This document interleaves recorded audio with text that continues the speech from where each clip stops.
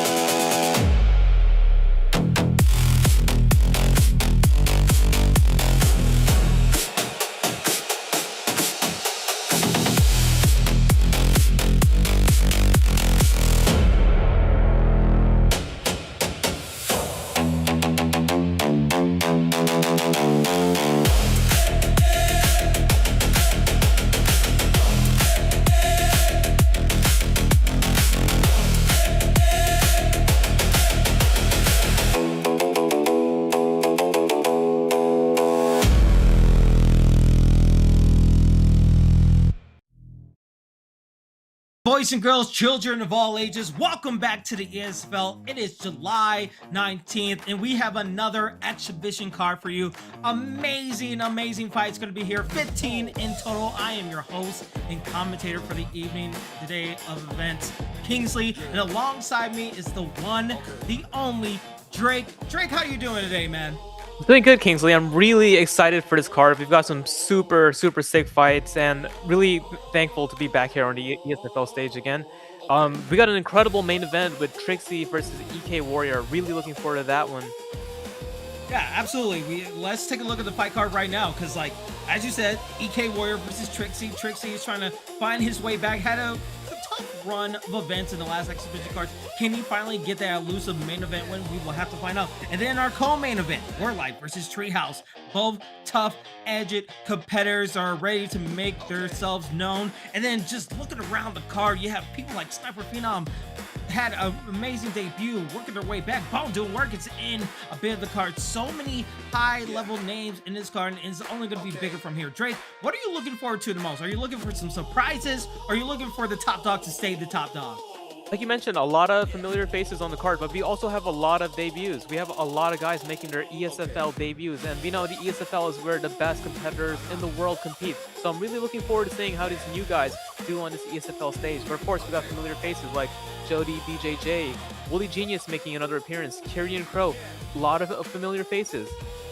Yeah, absolutely. A lot of familiar faces and a lot of the best rules, because we still are trying to hammer down these rules for the regular season, as we're still having found ourselves a little bit banned. So that's going to be the official rules for now. But let's get started with our official fight card, because our first fight is ready to go. It is going to be EK Suspect going against Jody, BJJ, live on Twitch and on YouTube.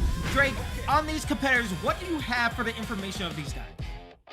So EK Suspect, former ESFL Xbox champion, He's 2-1 in these exhibition cards versus Jody BJJ, my fellow New Yorker and former teammate as well. Jody BJJ is on a huge streak right now. He's won his last 2 exhibition cards, and he's actually a minor underdog in this fight. I'm really looking forward to seeing how this one goes.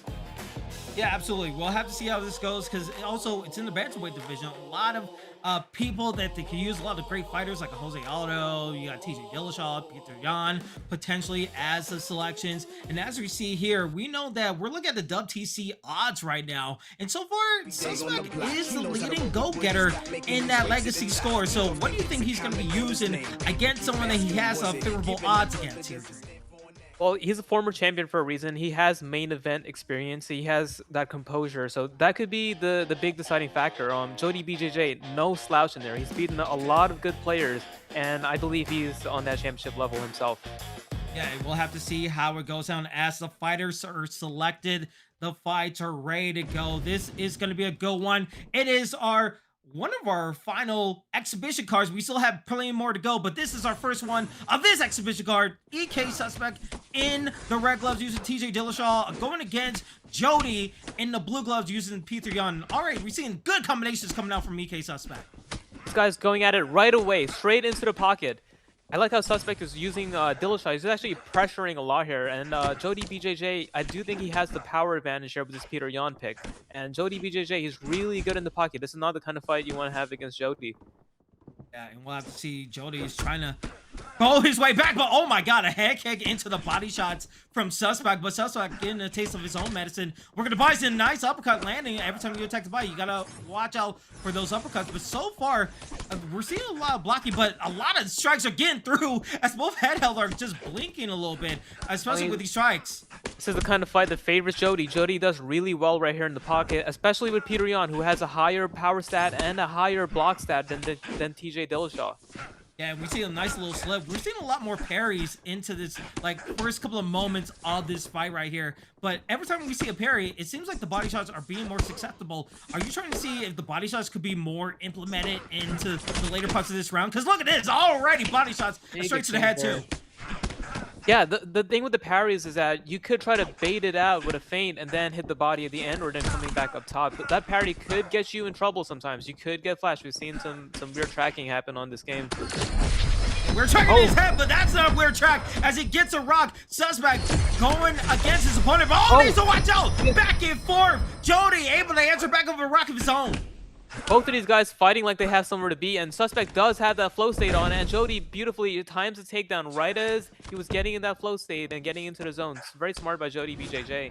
And with 2 minutes left in the first round right here, we saw Jody get hit first with a rock, but able to answer back and taking the game to the ground, which is probably a good aspect for him as he gets to the posture up. Taking his time, being very patient right there, not really going for the first strike right there. Do you think this is a good game plan to keep it on the ground for Jody?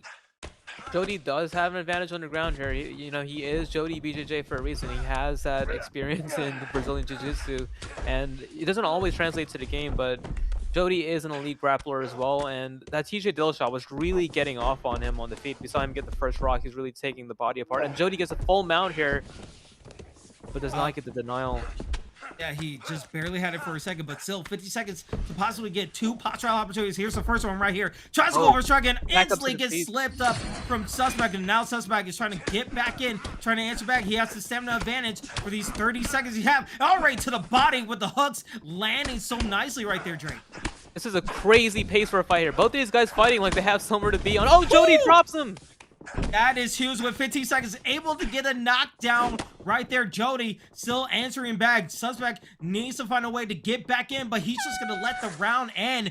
And you have to say here, Drake, that Suspect had the first part of that round, but then the second half, all Jody. I'll tell you what, man. Suspect is a very dangerous game plan using TJ Dillashaw and just trying to walk a Peter Yan down and stay in the pocket, because Yan does have the better boxing combinations. As you see there, lead hook straight sits him down, and he does have the faster hands as well. So very risky move from Suspect, who's trying to overwhelm Jody BJJ, but Jody's showing really good composure here, was able to just find those shots and sit down that TJ Dillashaw. Now, do you expect Suspect to go more towards the body we saw him go to the body and had a lot of success, but those uppercuts that he got landed on kind of dissuade him from going more to the body shots. Do you expect him to start off in the second round and go for more body? I think Suspect's trying to overwhelm him with the pressure, and he does have a minor stamina lead, and we're gonna have to see. I mean, Suspect, he has a lot of confidence as he lands a big front kick in his going forward. What a great front kick, able to change, trying to parry, gets a nice body shots, but a nice left hook coming from Jody. Jody, every time we see Suspect land something, Jody has an answer for every single strike so far. So, like, it's been a roller coaster shot as we see another roller coaster, takes another valley. A Suspect gets a knockdown of his own in the second round, able to answer back. Like I mentioned, very risky game plan, but Suspect has so much confidence in his pressure and going forward. He knows that he's going to eventually find that shot, or he's going to have Jody make a mistake. That's what we're seeing here. And Jody forced to shoot here, very uncharacteristic of him, especially in this kind of fight. Yeah, and we'll have to see what can Suspect do. He was able to land a front kick that changed a little bit. Oh, but when the body shots land, you got to watch out for the head. That's a nice left and a right hook landing for Jody.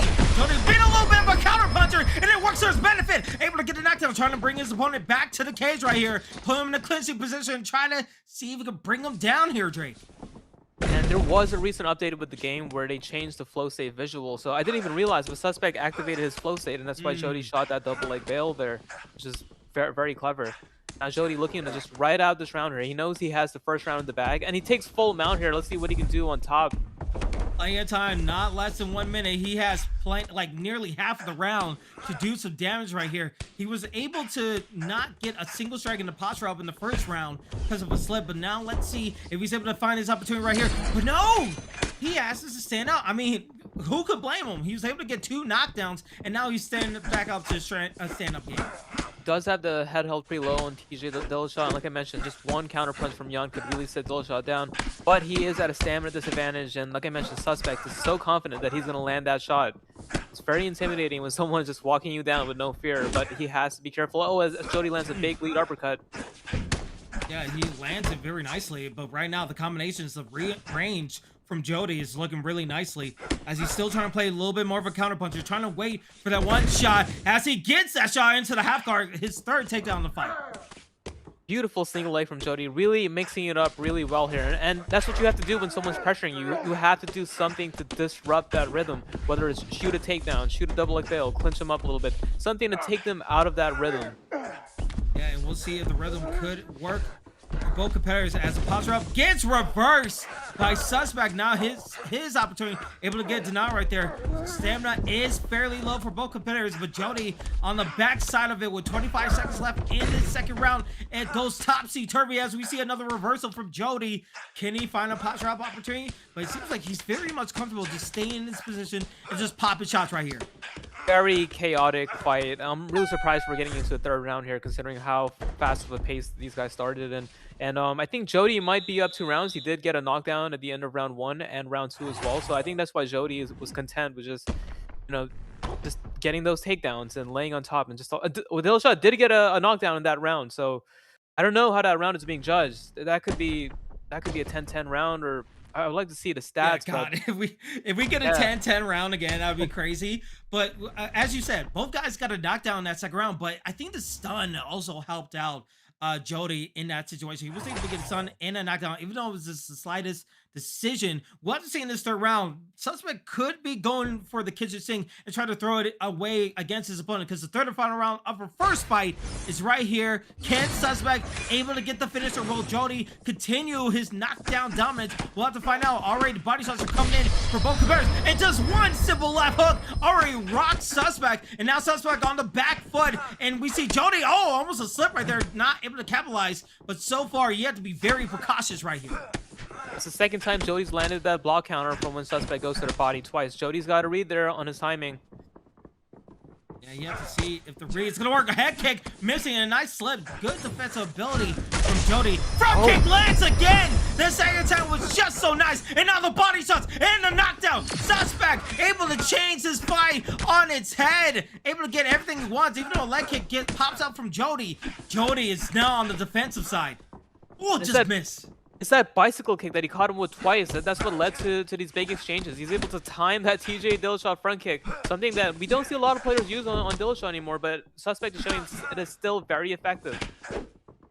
You see Jody right now playing back, playing to the strategy that work, but not can't work. If you're in range and all to the body, the head will fall as EK Suspect takes the first victory of his ESFL exhibition card. What a performance from Suspect. I mean, to walk down Peter Yan with TJ Dillashaw like that with no fear. He did take a lot of damage, but he knew, he was very confident that he was going to be able to put him away, and that's exactly what he did. Great performance from EK Suspect. Yeah, I mean, look at the body. It just like been consistent from first round to the third round, just working on that body. Even though he got hit a couple times, even though he got knocked down a couple of times, he was still able to implement his game plan. Even though he went to the ground, he found his way to stand back up and just find a way to like get close within the range. I think those 2 bicycle kicks probably changed the whole narrative of the whole fight, because I feel like if he didn't get those bicycle kicks, he probably is laying on the ground being a loser right here. Yeah, I mean, he was just so confident in his ability to just walk him down, mix in those body strikes, and then he would really just go offbeat with that bicycle kick. Jody was not expecting that at all, because it's not a technique that we see commonly used in this game, and Suspect was showing that it's still a very viable tool. But huge win from Suspect against, you know, Jody BJJ, who was on a win streak. So huge performance from EK Suspect, and starting off really well for the EK camp. We know there's going to be a few more EK guys on the card, and they're starting it off really well there with that win.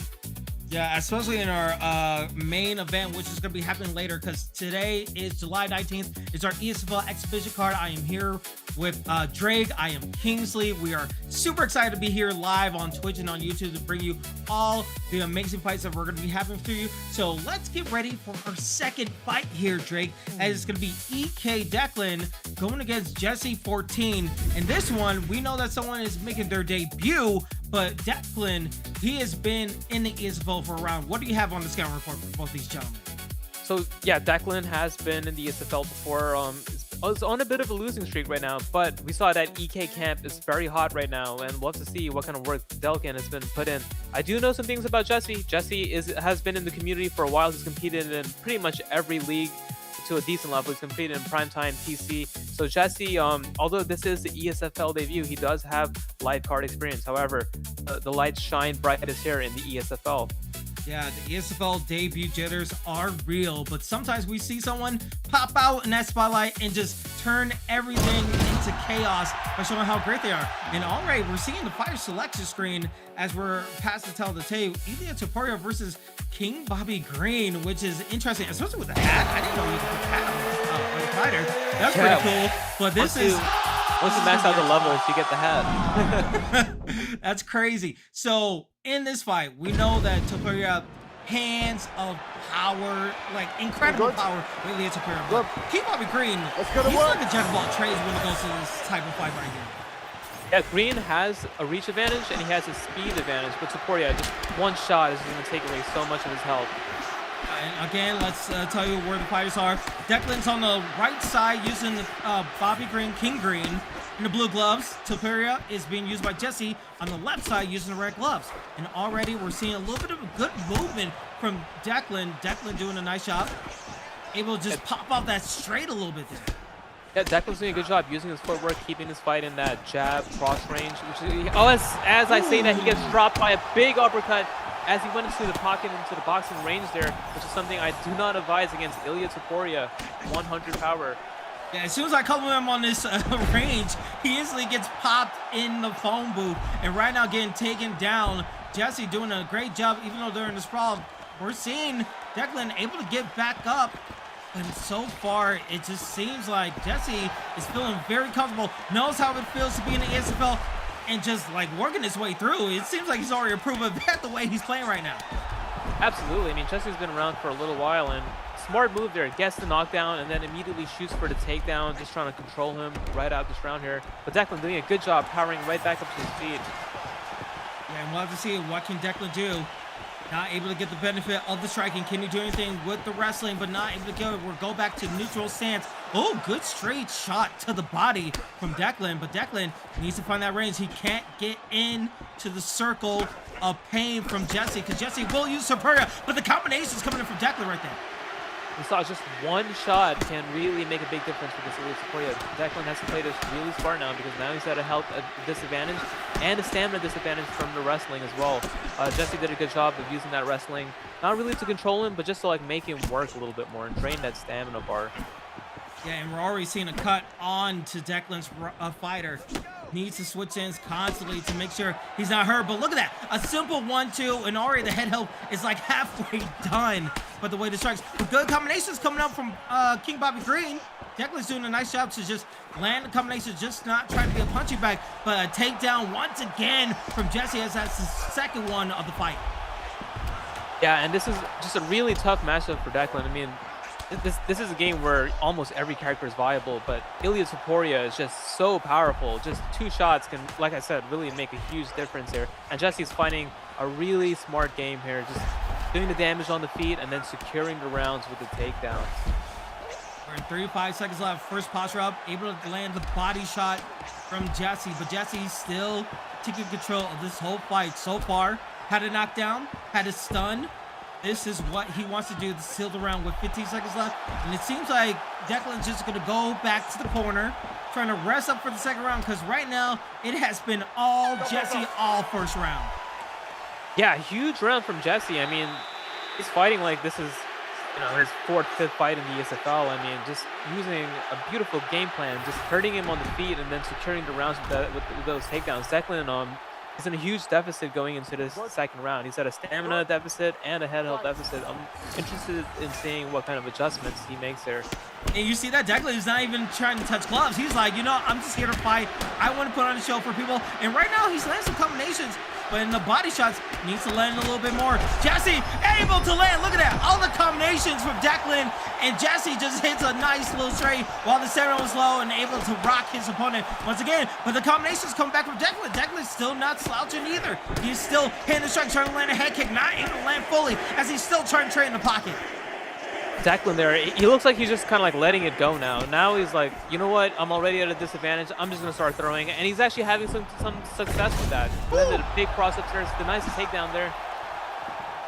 Already we're seeing just good combinations from both fighters, but Jesse, he knows he has that power. He has that one-stop power that he can use to just bring down his opponent, but now he needs to watch out for the blocking gauge. These jabs are working nicely for Declan now. If he can get that block gauge low, he might open up his opponent for much more pain. Good denial there from the takedown. Yeah, as we saw, like, Declan was opening up, he's having success, and then Taporia just throws the 3-piece and then wins the exchange, gets a rock.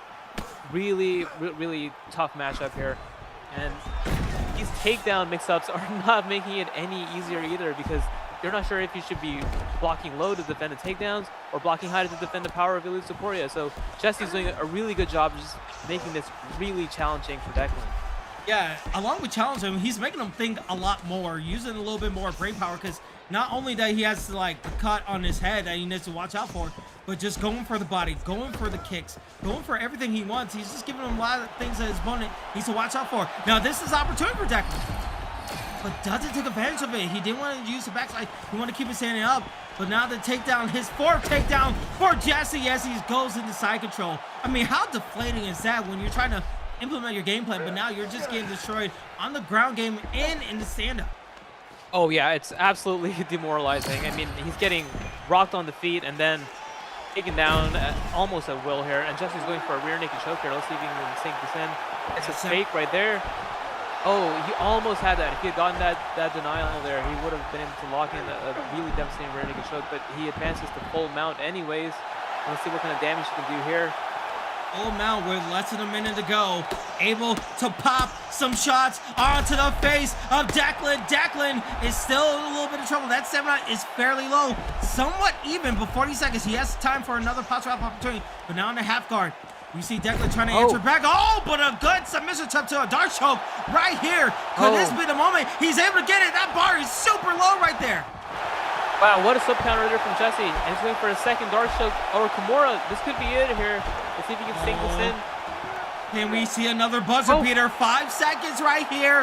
Can Jesse seal the deal? It seems like... I think that's it.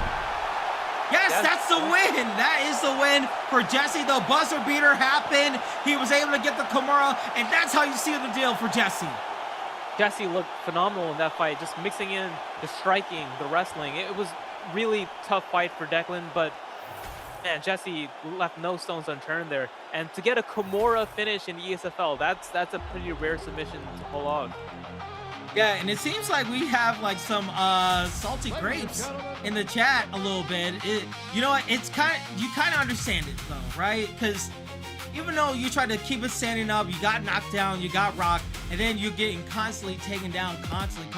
We saw in the second round, they didn't even touch gloves. It was like there was no love there, and Declan just didn't really have the ability to answer back. Jesse had a good game plan. He was able to implement it, and that frustrated Declan. That's what happens in these exhibition cards here. Yeah, and one thing I gotta say is, man, the picks really matter. If you know someone's gonna go Ilya Taporia, you know, Bobby Green is great, but you really gotta pick someone that has, you know, some kind of power, maybe a Dustin Poirier, maybe a Justin Gaethje. So you can't really expect too much for that matchup, honestly. The picks really do make a difference on this game. Yeah, I think even more now than ever in like considerable like UFC other games with UFC 6, it's very, you have to be very mindful of who you lab with, or actually know what technical abilities that you need to use against other fighters. Because if someone's using Ilya Taporia, you have to know that that power is going to be there 100 miles like per hour with these kind of fights. So I'm excited to see what happens when we get into the regular season, but we're gonna have to wait for that. But here we go, we are ready for our third fight of the exhibition card. It is going to be AJ McCrandog 23 going against a Buttonaholic, which is both debutants making their debut right here. What do you have on the scouting report? Even though there's not really much in the scouting report, what do you expect to see in these debutants? Not really much, so I don't really know much about AJ, but I do know about Buttonaholic. I have played him in competition a few times, or once I believe, and I have seen him on the regional scene. He's a really solid player. I'm excited to see how he does in the ESFL debut. He's a fairly seasoned technical player, so I'm really looking forward to seeing how this fight goes. Yeah, and we'll have to see. And again, we've seen lightweight, we see bantamweight. Now we're going to the featherweight. Diego Lopez, no slouch, able to put it on people, but Ilya Taporia seems to be the big pick, the big meta pick for many of these ESFL fighters. What are you expecting Diego Lopez to do against Ilya Taporia?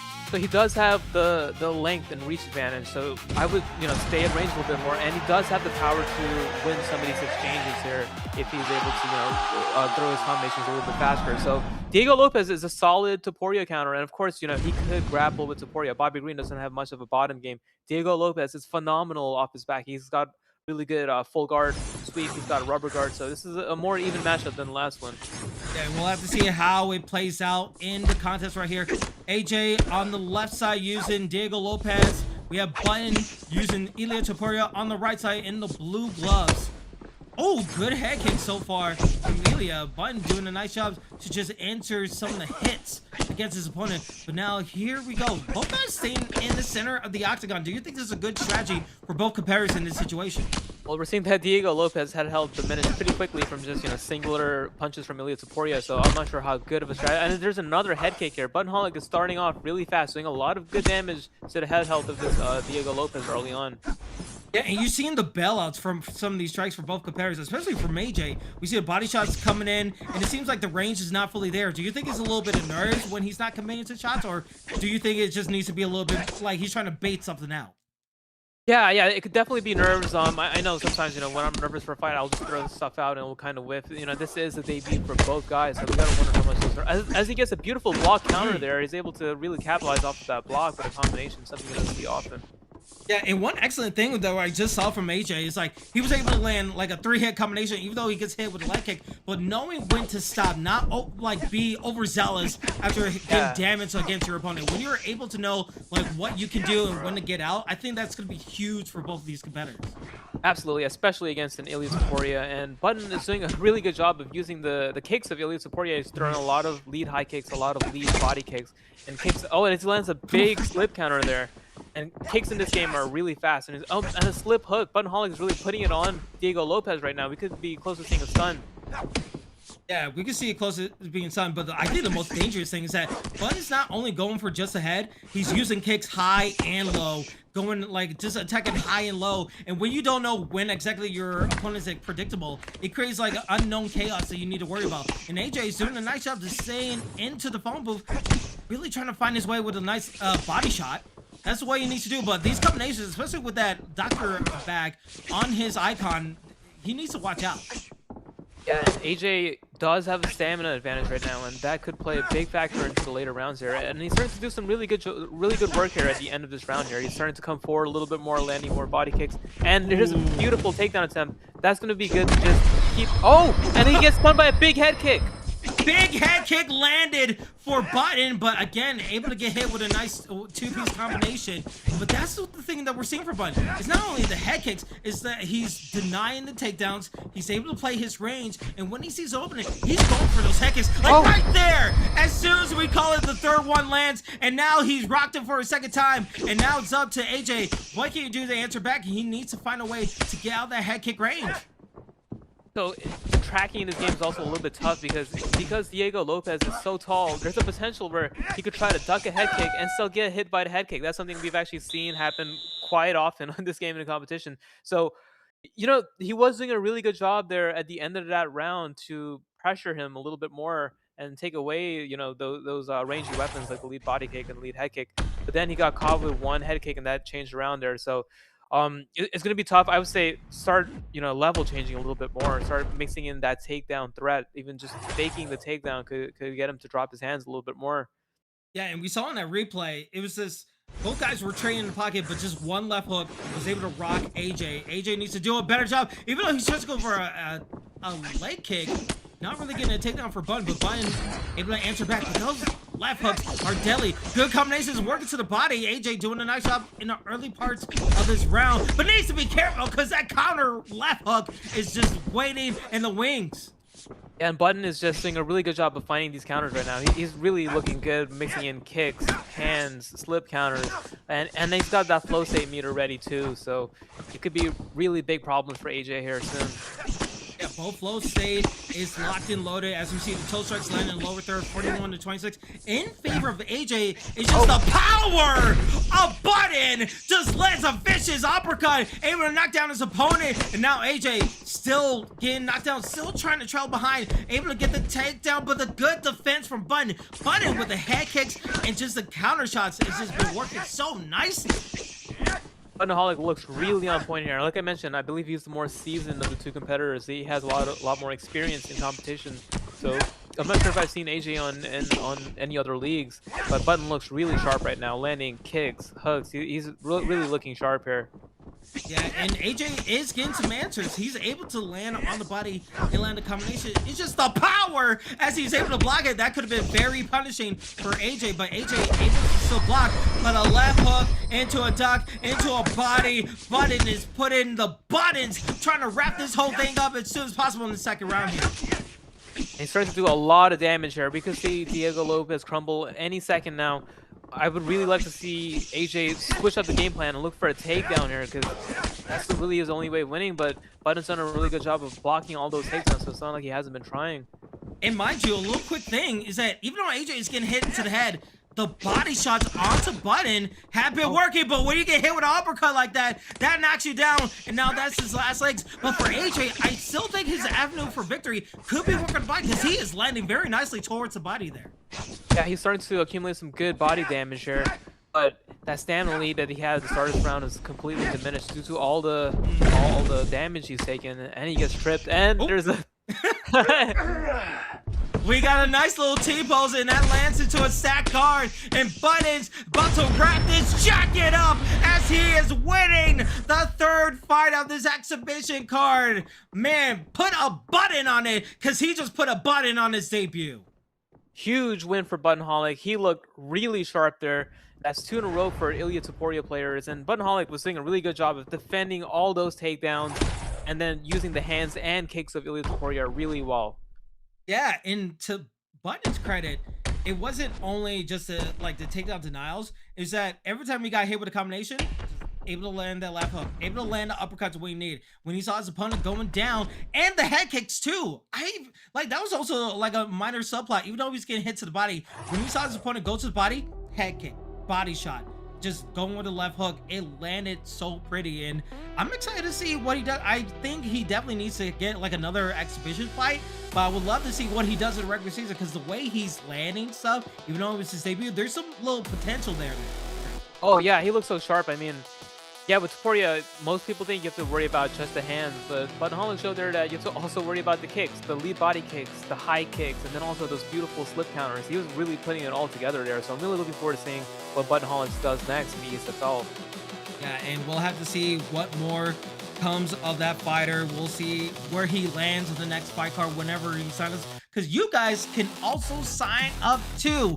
July 26th and August 2nd, their signups are open. So if you want to join the Discord, please do so. If you feel like you can take on these guys and make a debut of yourself and make sure that you put your name out there, be sure to sign up on our Discord and sign up for our next cards, because we're going to have one on July 22nd and also August 2nd. So be sure to check out every Sunday for ESFL content and be a part of the fights, because we love to have you a part of this community.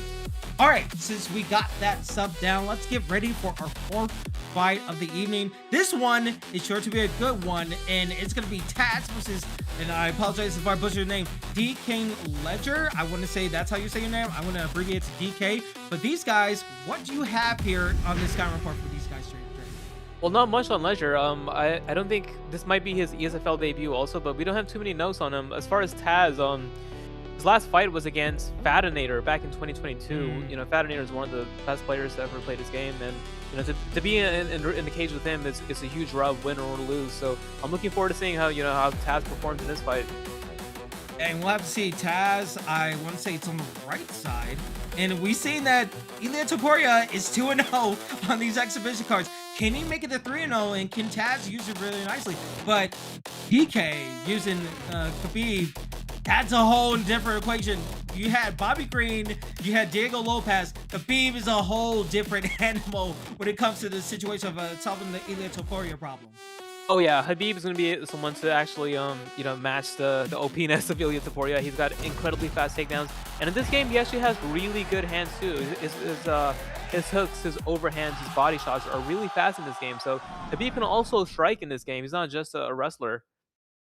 Yeah, and we'll have to see how much of the wrestling is going to be implemented in this type of contest. This is going to be a big one, and we'll have to see, can Topuria deny all these takedowns? We'll have to see, as it's going to be Taz on the right side using Ilya Topuria, and DK using Khabib on the left side. And already, 15 seconds in, we're into a takedown and side control, and now the real fight begins here. Yeah, if you're fighting Khabib, you got to expect to be on the ground, as he gets a beautiful sweep there. And I'm not sure why he would stand back up there, because against the Khabib, you're going to be back on the ground like within a couple minutes. So I would have really liked to see him do some work there on top. But as maybe he knows something. Beautiful denial there.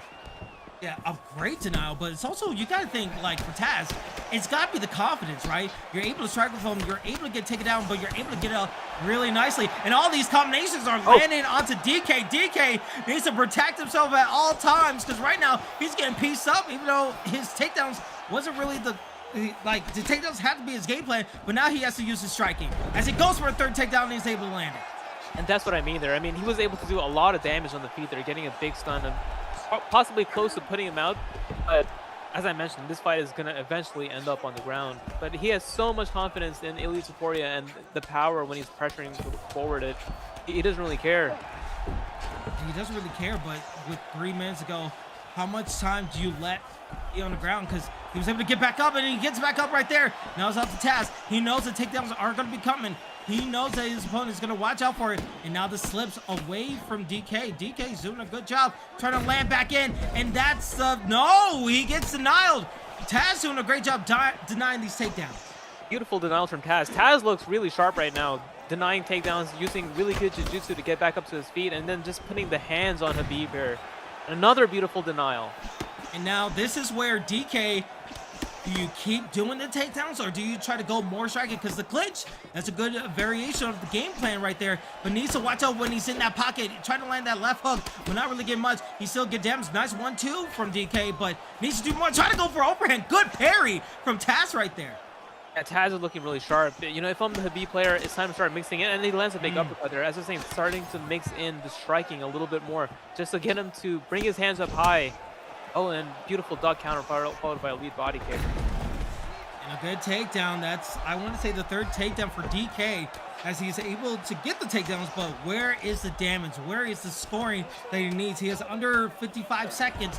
Can he land some good striking? But for Taz, for all the times he's been on the ground, able to get back up twice, able to land some takedown denials, but now can he find his way to get back up for a third time in the later parts of this round? But here comes a posture up right here, Drake. And Habib, you know, that flow state is really broken. That it really just takes one posture up in backside or full mount, and the fight could be all but over. But Taz is doing a really good job right now, just not taking too much damage when he does get taken down to the ground. And I do believe this is an Ilya Taporia round. He had a big stun early on, put a lot of pressure on him, denied a lot of takedowns. I think that round has to go to Ilya Taporia. Yeah, and we see the stats right here, 40-46 in favor of DK, but the significant strikes, 15-8, so, and he also had the stun, so will the grappling outweigh the significant strikes? We'll have to find out in the judges' scorecards, even if it goes to the judges' scorecards. But look at this. Nice takedown, able to take the angles for DK, but Taporia, a lot more damage on his side as we take a look at the replay. Body shots into an uppercut, landing very nicely against DK as Taz is doing. Yeah, and one of the things about Habib is, you know, you could have a perfect round against him like Taz just had, but you know, one full mount and the game is over, one submission and the game is over. So he's gonna have to be able to fight like that for the next 2 rounds. Now, with plan A out the dang window, we're going to plan B for both of these fighters. As you see, also Taz tried to go for a takedown himself, but not able to get it. We'll have to see what can DK do on the stand-up. That's the missing element of his game plan. He's able to get the takedowns, but can he land the strikes to give his opponent more to think about? Meanwhile, Taz, can he deny more takedowns as it gets taken down right there and the first one lands for the second round? Yeah, and it'll be interesting to see what DK can do here on top. He's gotten a takedown really early on. Taz has been able to just show that he's not going to be able to do much with those takedowns as he passes into half guard here, and he does have that flow state ready. So if he gets a full mount and a posture up, or even a backside and a posture up, it could be massive damage. And it's not only that he has to take down, he's moving into these positions. He's getting denials from Taz, which is draining so much of stamina. As you see, a nice posture up, only one strike landed, or I want to say blocked. But these denials right here, again, another denial.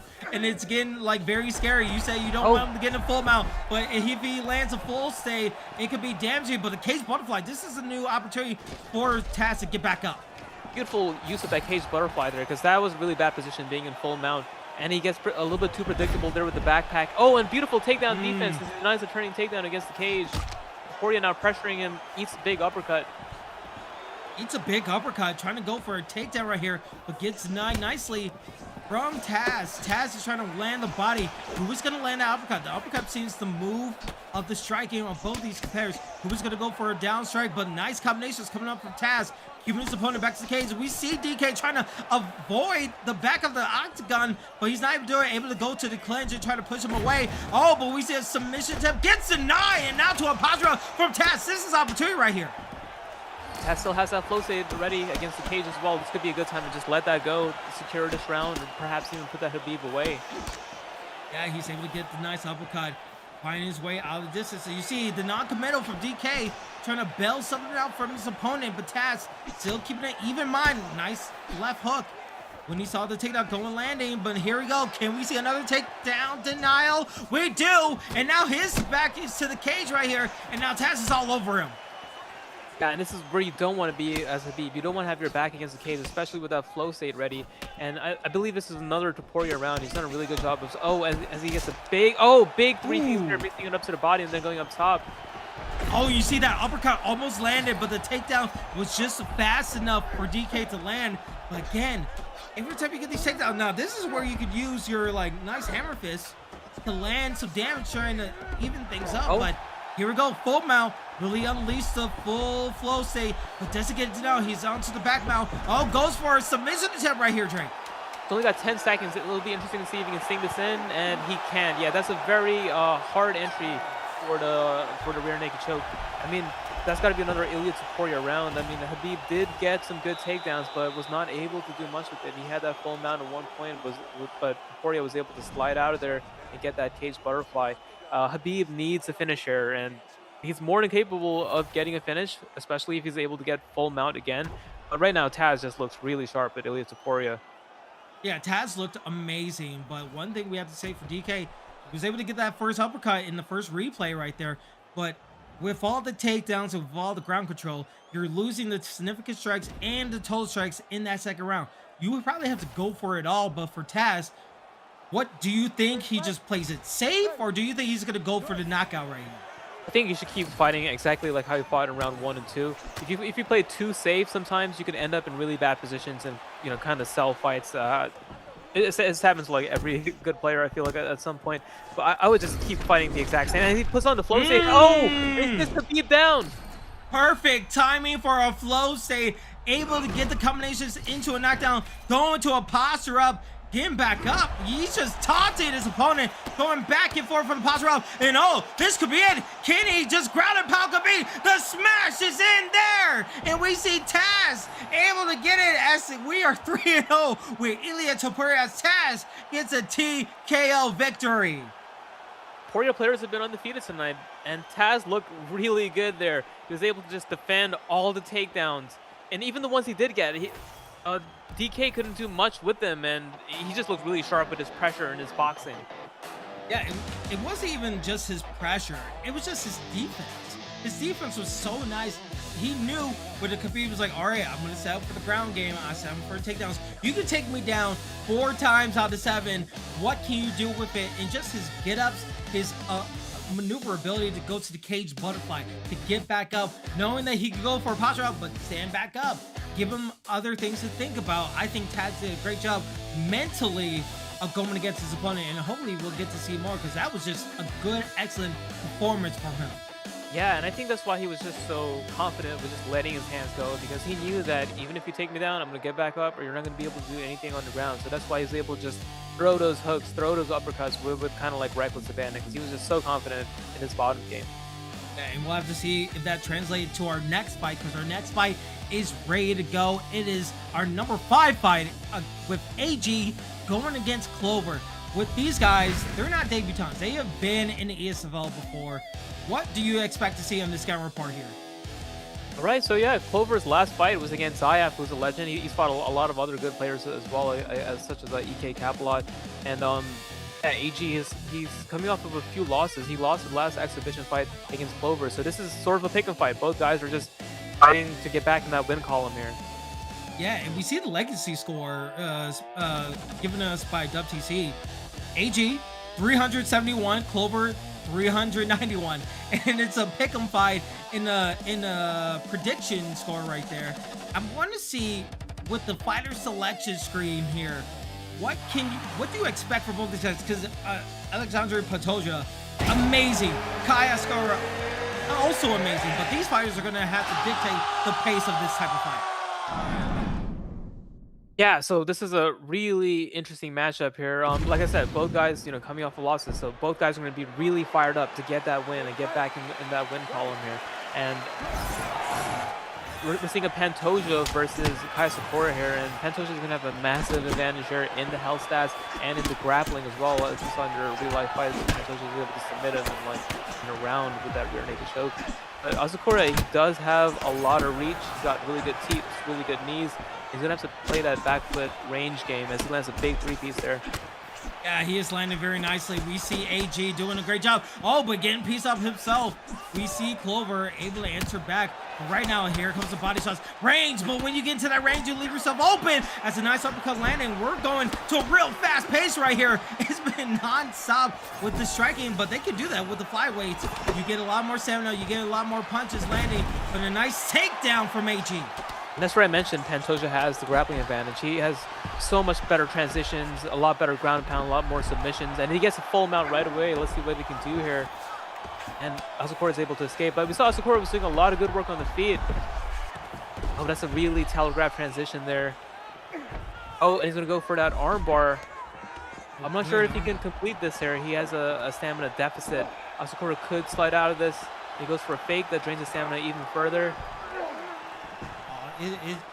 He has plenty of time too. It's just been a constant battle and submission right here. Can he find a way to get the arm bar?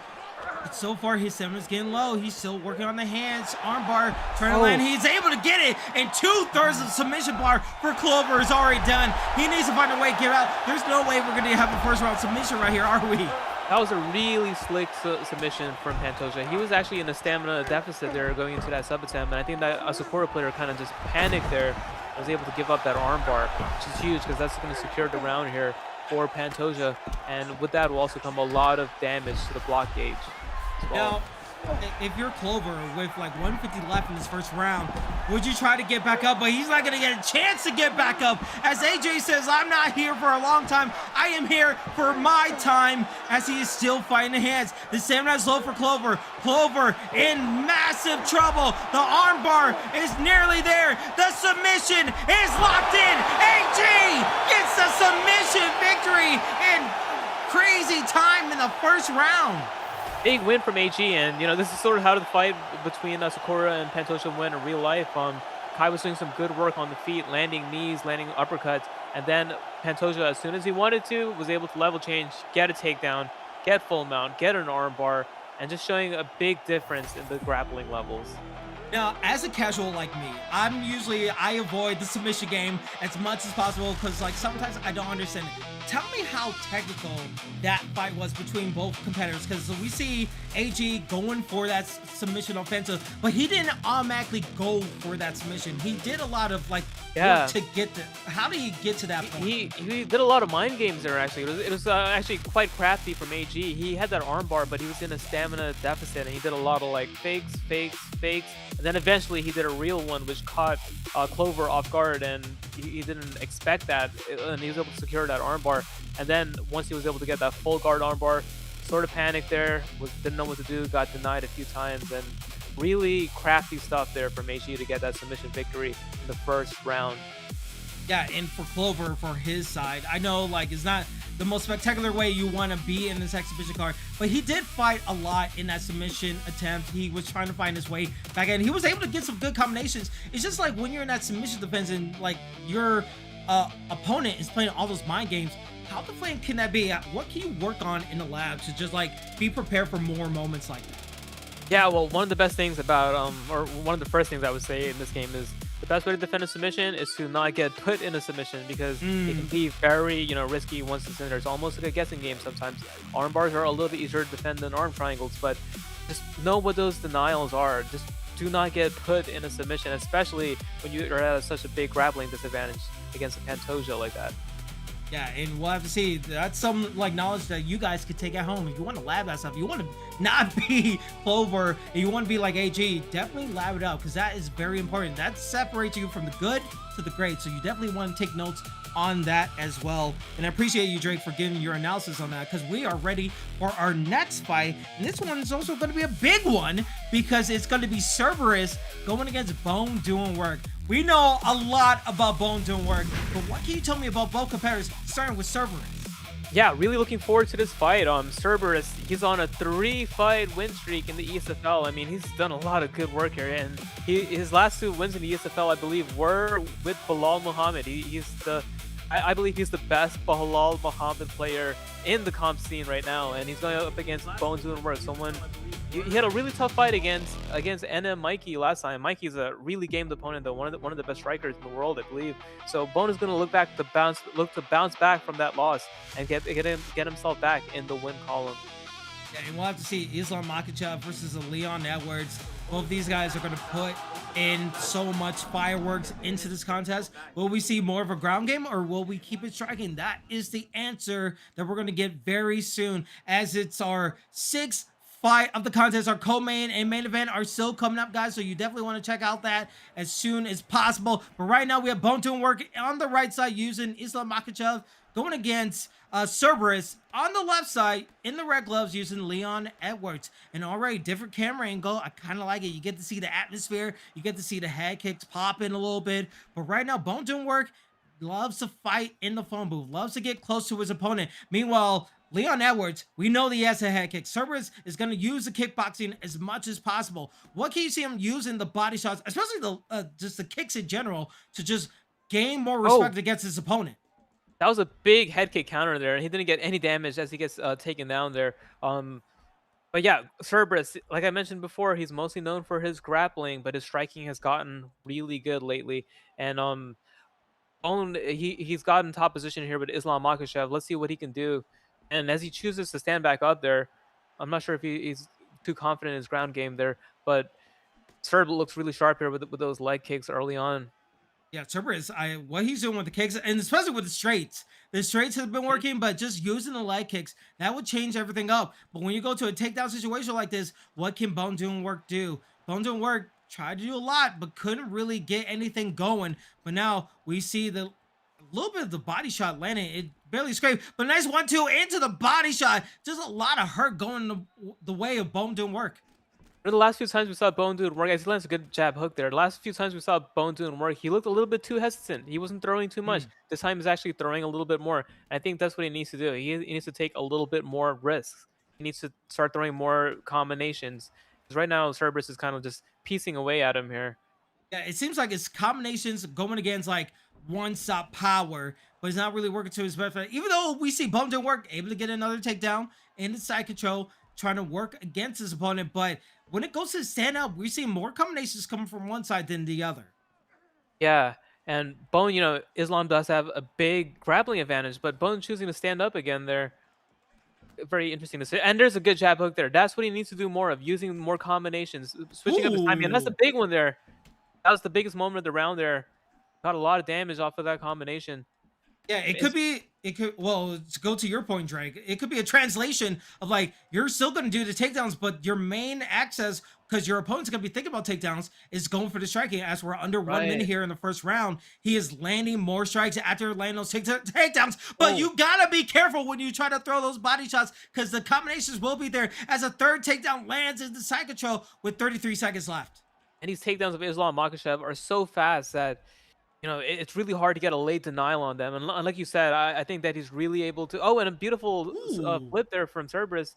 I do think Islam's starting to have success because of those takedown attempts. He's starting to open up those headshots and those combinations up top. Yeah, and that's the end of the first round. Let's take a look at the fight stats right here. 44-41 and 13-9 in favor of the striking of Cerberus. But the takedowns obviously is going to go to Bone doing work. What can Bone doing work? Do you think he wants his?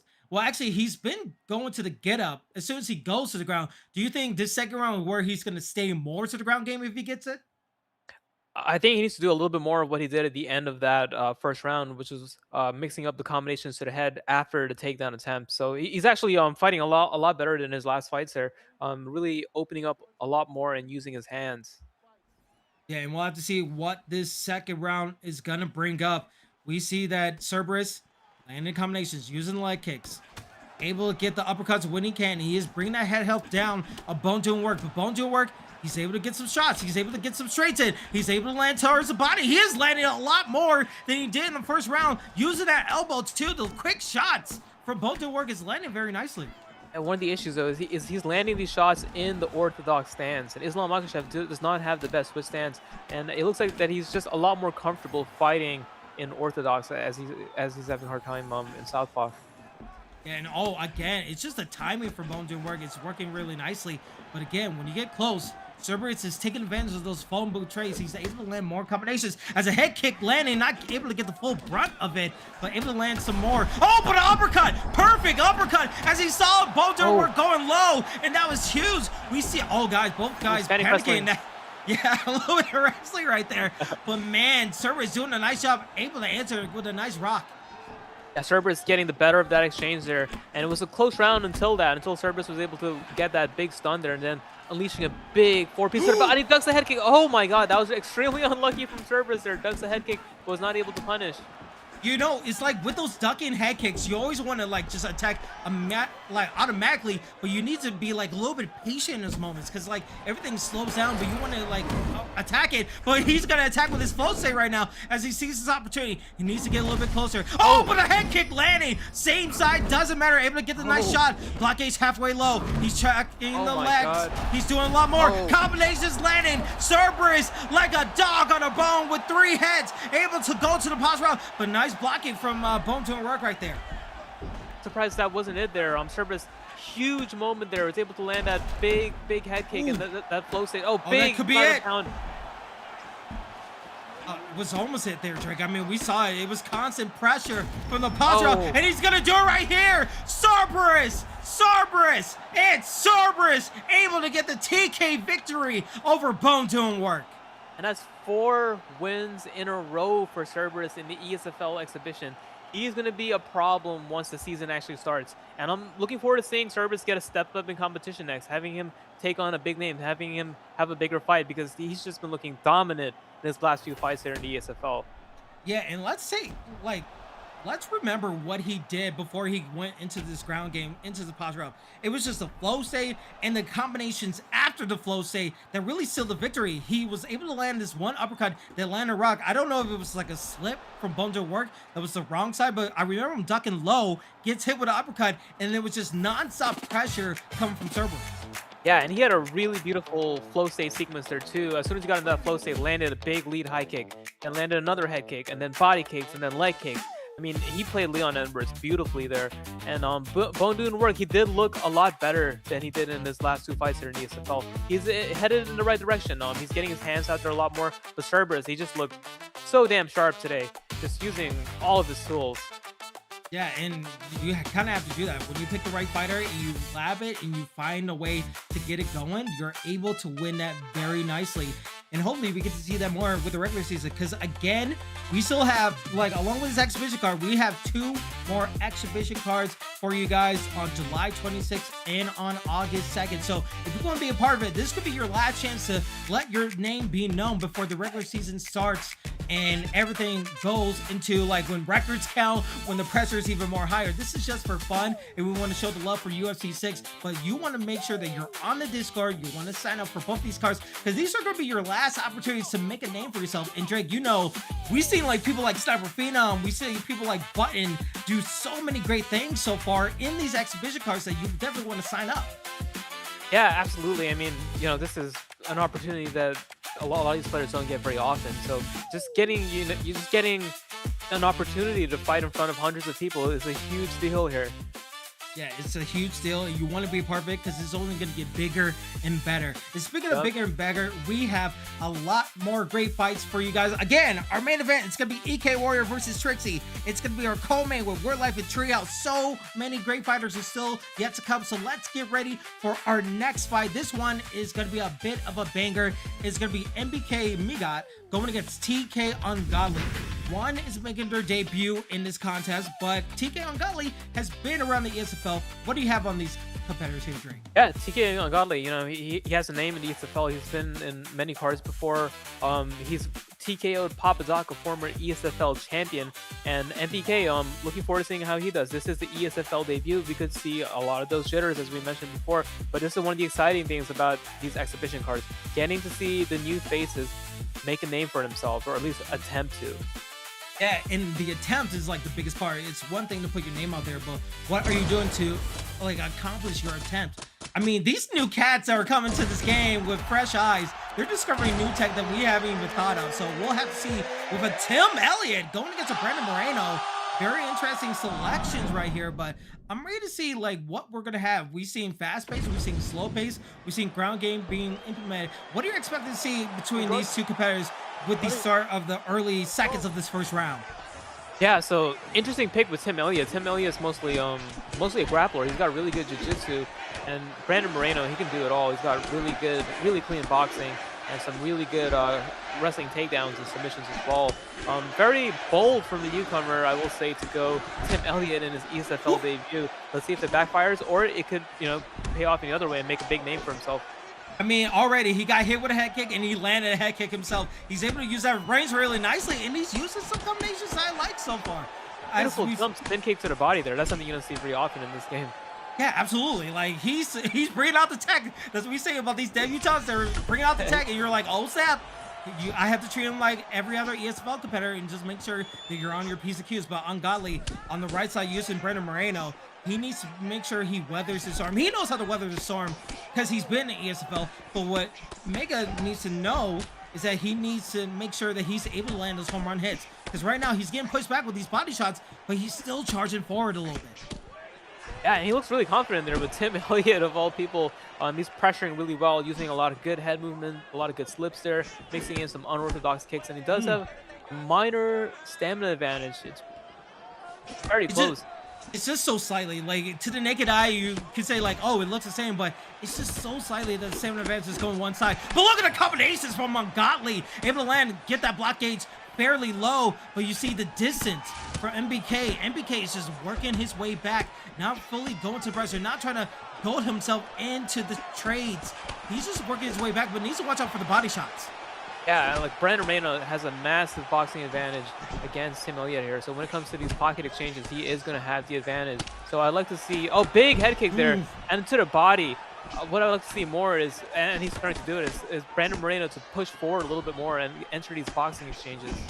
Yeah, but can we give a recognition of just like the combinations that we saw Ungodly do, even though he's going for a takedown denial right here. He went from a leg kick to a head kick to a body kick. Yeah. Like, just the mental messery that he's doing against his opponent. He needs to check every single boxes. And you can see that mark on the right side of the body of Tim Elliott. He needs to make sure that he's keeping that in check, because now the body shots are coming in and the combinations are going on hotly from Ungodly as he's working the body shots as well with 1 minute to go. Yeah, and that's one of the beautiful things about this game is that there's so many like oh, and he misses the big kick there. That could have been really bad.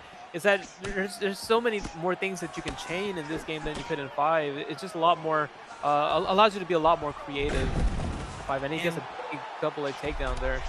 You think Tim Elliott will initiate the first takedown, but it goes to Ungodly with Brandon Moreno. We know Brandon Moreno is also good on the ground as well. But right now, can he land a pause route with 15 seconds left? Or is he just going to be comfortable here? No, he's going to go for the pause route. Working towards the body 3 times, 4 times. Going to the head again. And that's going to pay some dividends as we're ending the first round.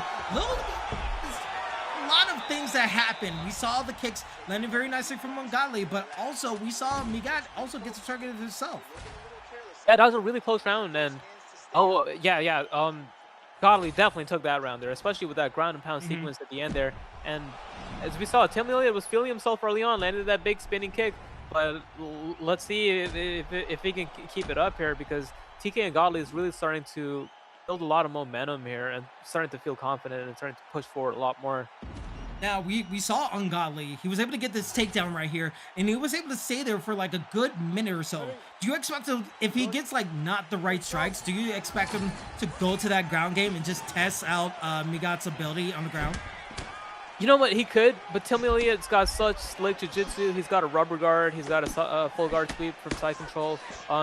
It could be very risky, because, you know, he could be piecing him up when you're on the feet and then getting stuck in a rubber guard and getting submitted. So I would like to see him really save it for the end of the round. He lands a big combination there, really depleting the head health. Ooh, you see, he tried to go for the jumping roundhouse to the body again for a 3rd time, but just think better of it. I just want to see if we can see more combinations coming from Magad, but Ungodly's not giving him a chance. He's not giving him any time, but a good uppercut landing from the rear side. But what can Mega do? He's able to get some slips. He just needs to do a little bit more. He's able to put some pressure on his opponent now. Yeah, TK now, he's really starting to see, really starting to walk through this Tim Elliott here, not really feeling much power coming back his way, and he's able to just walk him down now, take his shots, landing 1-2 high kicks, and he's just looking very free in there. Yeah, he's looking very free, but can he be even more freer into this contest? Because the combination is coming in, good body shots landing from Ungodly, just working so much of the body of Magad gets hit with a head kick too. He needs to find a way to get out of his range, and he's able to do so, able to get a takedown himself. And well, with 2:50 left in the 2nd round, what can he possibly do? Try to go for, I think that was a fake into a Kimura, but now he's staying into a half guard position right here, Drake. Yeah, then he needed that takedown because he was really starting to get walked down and pieced up. And let's see what he can do here. Postures up in half guard. Tim Elliott, like I mentioned, does have a lot of good submissions. when he gets put right back into full guard. Yeah, but I want to see, and a good reversal from Ungodly. Trying to go into the half guard right here. I just want to see if we see Mega trying to find his way out of it, as he does with the Cage Butterfly with 2 minutes left. Trying to find his way to find an opening. Oh, but a good posture up right here from Ungodly. Ungodly's trying to take the back a little bit, and it's still a little bit of a chess game as Ungodly brings him back to the ground. Beautiful takedown there. And Godly now starting to show that he's comfortable everywhere. It's not just walking him down, but he's also looking like the better player here on the ground as well. And he's able to get the full amount here. And if he can get a posture up, that can be some big damage. Yeah, and this all started because Magat go for a takedown, which you should do as a Tim Elliott, but just the stick skills, everything from Ungodly has just been on point so far. And with the way this is going, if he's able to keep him down right here, able to reverse it, go into side control, tasty into a crucifix right here. I mean, man, this is so deflating from Magat. But for Ungodly, you just feeling like you're on a whole nother level so far. Yeah, and Ungodly is really showing that ESFL level here in this fight. He had a tough go in his last few fights, and now he's just showing that there's levels to this and just dominating the fight in almost every aspect here. Yeah, and you have to pray for Mega that this round is going to be over fairly soon, because the third round, he has to keep it standing up or else, because everything we saw for the first round, for the second round, Ungodly has been on par, on point, has demolished him in every single part of the ground game. He needs to keep it standing up to have a chance. Yeah, Ungodly is comfortably up 2 rounds there. Didn't get a stand in that round, but you can see the strike differential is just heavily in the favor of Ungodly, and the newcomer is going to need a finisher. NBK is going to have to find a way to get a finish, and that's really tough to do when you have Tim Elliott, unless you can somehow get a back take, get a submission. But it's a really tough feat right now. Yeah, but to his credit, he did have some bright points, even though they were very minimal. He was able to get the uppercut that landed a lot of damage onto the head health of Ungodly, but he was able to also get a takedown. He just needs to find a way to get the jumping roundhouse, get the head kicks. He needs that home run shot to just change everything up. Because we see Ungodly, he has a flow state in his third round, but what can Magat do? What can he do to just work against his fight? And the check kicks from Ungodly is just working so nicely. It's just a lot of work he needs to do. Yeah, and that boxing differential right now is just really starting to show. Yeah, 42% of significant strikes for Ungodly. He is just piecing up everything. And now the block gauge, one simple jab just takes it all the way down. And now with all the stamina that Ungodly has, he just needs one solid combination. Look at that, the miss into the spinning roundhouse. Die by the sword, live by the sword. It doesn't matter because Ungodly is going to the well, and he's just working against his opponent to work everything down. And now a takedown, and now able to get the takedown, but how far can he stay there? Because wait, into a full mount right here, Drake. Yeah, this could be a big upset here. This is where Tim Elliott does his best work. He's got a full mount and he's doing a lot of head damage here. A lot of head damage. This is exactly what he needed here. Now, with this play of time, he has a lot of time. He has the stamina advantage. He just needs to deny just one transition, and maybe he has an opportunity. Maybe this is his chance. He was able to get a lot in that posture up, but the denial. But a denial back with 2:30 left. This is his opportunity. He's probably down on the scorecards 2 rounds to 0. What can he do for another posture up? I think that was his big opportunity there in full mount, but he rushed it a little bit too much. He needed that denial there. If he had gotten that denial, the fight could have been over. He's able to pass again, but not a lot of stamina left on his side. It's going to be really hard to pull anything off as he gets swept into back sitting here. And it's just, when you get so close, it's the hope that kills you when you're the opponent that's like the underdog right here. As we see a full mount from Ungodly just doing what he wants, and that Ungodly, he could stay here the whole entire time and be fully comfortable with that. That's a different type of skill. Yeah, he could just stay there and ride out the round, but it looks like he wants to make a statement here. He's able to take the back there. That's interesting. I've never seen that transition before. Niles a heel hook attempt. And gets right into back mount. This is a really bad position for NBK here. And he gets the back flat position here. He postures up, rains down big punches. And he's able to reverse it. so brutal. It's just so menacing into the back flat, into the full mount. The posture up is there. The punches are landing. Ungodly. So what's a god to a human as he's able to land that TKO and just put the lights out to his opponent as TK Ungodly gets the victory. That's one of the things, man. You want to be an ESFL competitor, you have to go out there and fight guys like TK Ungodly who just look so dominant in there. Again, man, the picks really matter there. It's your ESFL debut. You can't just think you're going to use Tim Elliott and walk through guys like TK Ungodly. TK Ungodly looked really good, was dominant everywhere with the boxing, the kicks, and even the wrestling as well, where you think Elliott has an advantage, but TK Ungodly just showed he's on another level. Yeah, he showed that he was on another level. It was just like all-around performance, right? Like, yeah. the only thing we didn't see was like the clinch, but that was a little bit to the cage game, but it was just striking was there. He was able to land that, and then that first takedown in the later parts of that first round kind of just set the tempo for the whole entire fight. Yeah, TK Ungodly, I mean, the boxing advantage of Brandon Moreno, man. If you're going to pick Tim Elliott against an ESFL level competitor, man, you really gotta be him. You really gotta be like that damn good. Yeah, TK Ungodly looked so sharp. Yeah, absolutely. You know, one fight I would love to see, especially after seeing these exhibition cards, would just be like Ungodly versus AG. We saw AG get a nice submission to him. I would just love to see if Ungodly can he use his striking in his grappling to like that would be a nice equation to see how things will play out. But we'll have to see if the fight makers will do it, and if they both sign up, we'll have to find out. But it seems like our next fight. Oh, go ahead, Drake. Yeah, I was gonna say that's a really creative matchup there. Both guys look really good tonight, and yeah, I would like to see how that fight will play out. Yeah, absolutely. But I would love to see how this next fight will play out as we're on to our next one. This one is a bit of a big one. We see another familiar pick, but this one is going to be Fear Mitchie versus going against Viper KO in our eighth fight. This one is looking to be excellent. What do you have on the scouting report for both these gentlemen? Yes, Viper KO. Yeah, he's known for being a fast starter. Last time we saw him, he used that Alex Pereira and was able to get a round 2 knockout and just looked dominant. He just looked really good in his last fight. And Michi, another good competitor himself. He's known for TKOing King Jon Snow. A really good player. He's also competed in primetime as well. I'm pretty familiar with him. He's a really solid, well-rounded player, and he's got a tough test against him tonight. Yeah, and we'll have to see again.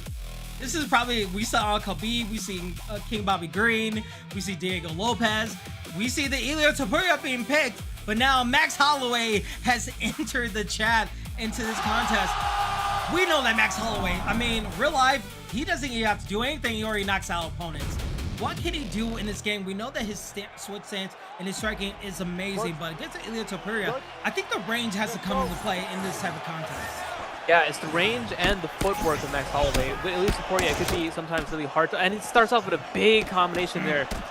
Yeah, Max Holloway, big lead body kicks. Max Holloway has the hands to stand Ilya Topuria, and he also has the range and footwork.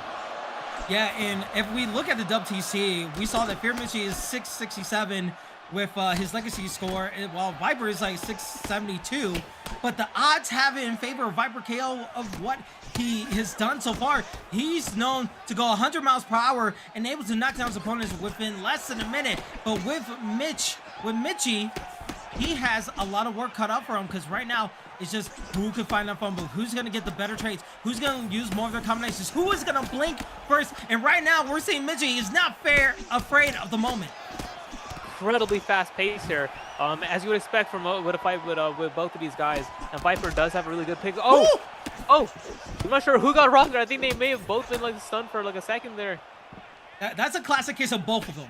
Both of them got rocked a little bit. But right now we're seeing 1-2s landing. Mitchie and Viper both going in. Head kicks missing, just whipped a little bit, not able to get the full technique of it. But already, did you see the block gauge of Mitchie? It doesn't even matter. He gets a knockdown right there. Body shots landing. Fear Mitchie is going back into his opponent, and Viper KO's trying to answer. He's going to a flow state right now. What the hell? He's going in, able to get a knockdown right here. The second knockdown.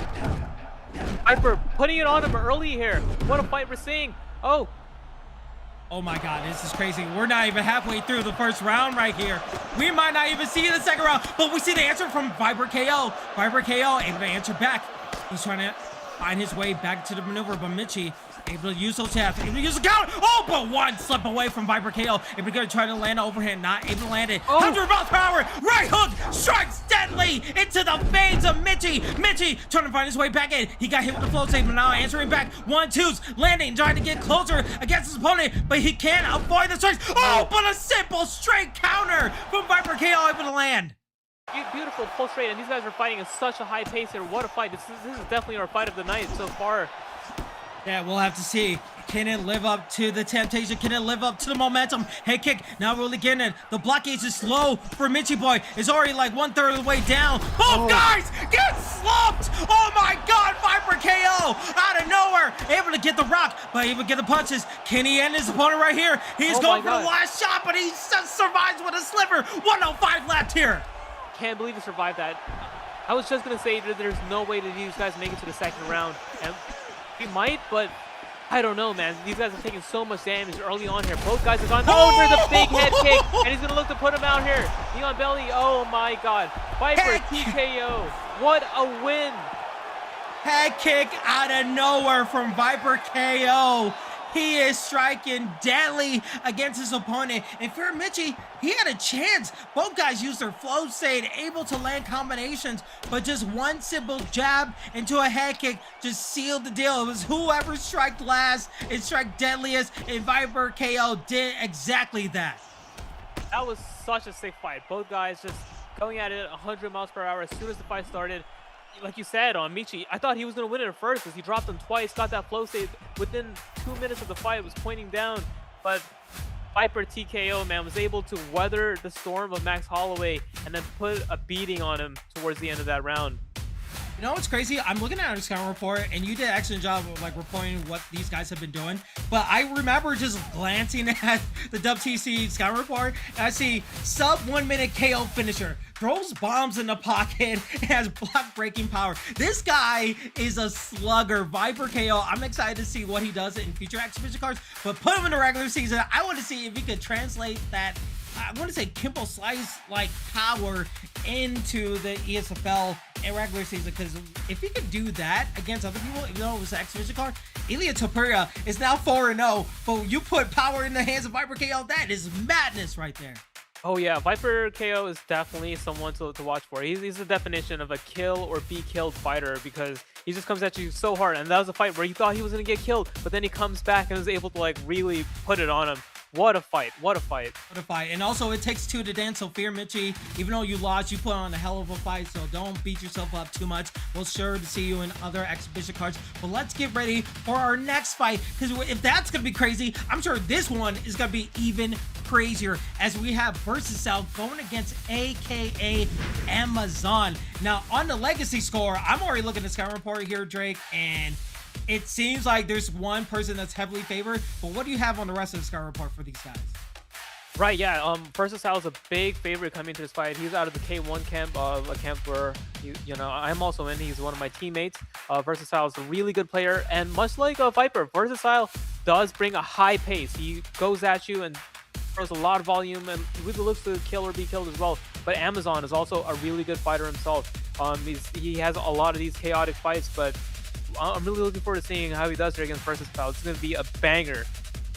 Yeah, I'm looking for it to be a banger, and this could be a massive upset. AKA Amazon, if he finds a way to disrupt the Cody Garbrandt meta, maybe he has his things. But for you, Drake, I mean, you said Versacell is your campmate. What are you expecting from him? Are you expecting him to just lean heavily on the hooks, or do you think he's going to play more range to try to go his opponent in?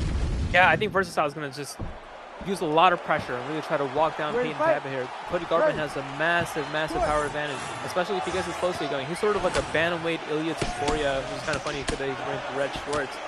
But he has so much power, and Tab is going to have to fight really technical and really long if he wants to have an advantage in this. Yeah, absolutely. This is our night fight of our ESFL exhibition card, live on Twitch and on YouTube. I am host and commentator Kingsley. Alongside me is Drake. We are on our night fight. Our co-main and main event are still on its way, live on Twitch and on YouTube. We see Peyton being used by Amazon. Versatile using Cody Garbrandt. And already combinations are coming in heavy. It seems like we haven't stopped on the roller coaster. It's been fast-paced, fastballs, straight down the middle of all these strikes. And another thing, we're seeing leg kicks being used a lot more in this contest, even though we're seeing rocks abundance from Versatile able to knock down his opponent for the first time. Like I mentioned, that power advantage is going to be huge here, and he gets knocked down really early on here, and he's fighting like I mentioned, he's a very come at you, kill or be killed kind of fighter, and he's starting to do just that right now. And look at that, it's just constant punches, but needs to be very careful. Maybe one slip, that block gauge is super low. Versatile is not going to stop his pressure, we know this, but the leg kicks come in, just destroying that block gauge a little bit. But now it's going back and forth. We see 1s and 2s coming in from Amazon, but Amazon needs to be very careful. He can't really accept the trade right here because his handheld and block gauge is very low, but he keeps on pressuring forward. The flow state is already built up for Versatile. The takedown attempt not really connecting, and that's a good denial from Versatile. Yeah, and Versus is looking really good here, and it's only 2.5 minutes into the fight, and he already has his flow state meter already full. Oh, he gets a big rock! This would be the time to activate that flow state.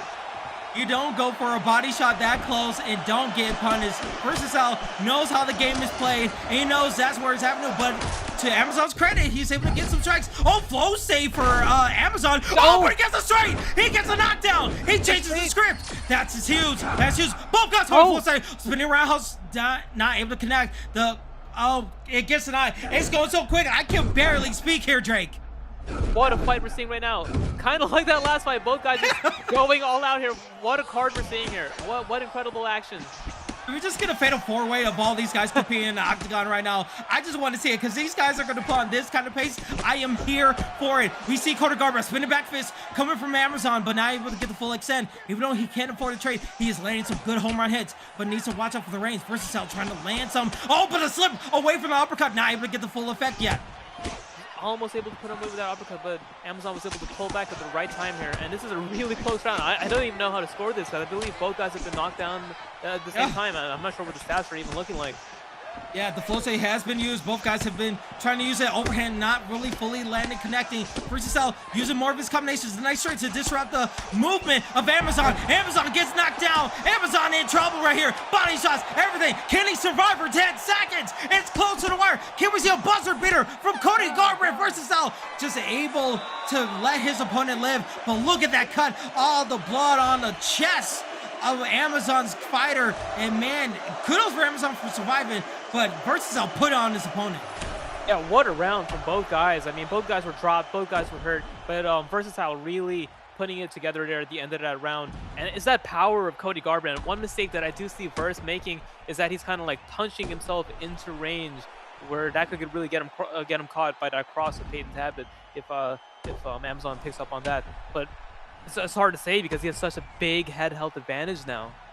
Yeah, a huge health advantage, and we'll have to see. And someone in the chat says, King wants blood. Listen, just bleed, baby. I want to see just a pull of everything. I want to see these guys put everything on the line, and that's what we're going to see in the second round. Versatile has the advantage already, going for the hooks, but Amazon, he is still fighting back. He still wants to use those straights. That has been his key move to disrupt the pressure of Versatile, but Versatile says that's not going to do a damn thing as he gets the knockdown once again. Has his opponent back to the cage, into the clinch, breaking away, using the uppercuts. He's trying to land that knockout blow. He is using all of his combinations, but for Amazon, what can he do to avoid the pressure?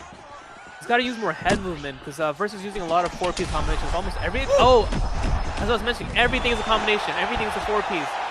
And yeah, just it's got to be it. Oh, good duck away.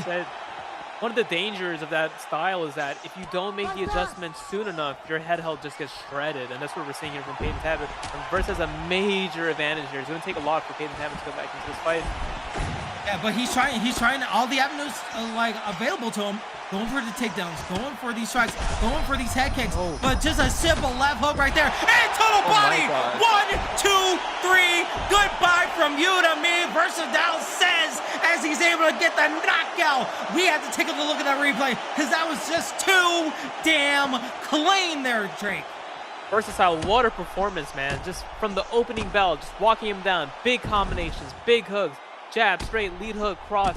He looked really good in there, and I'm really happy my teammate got a win there in the ESFL and just looked incredible.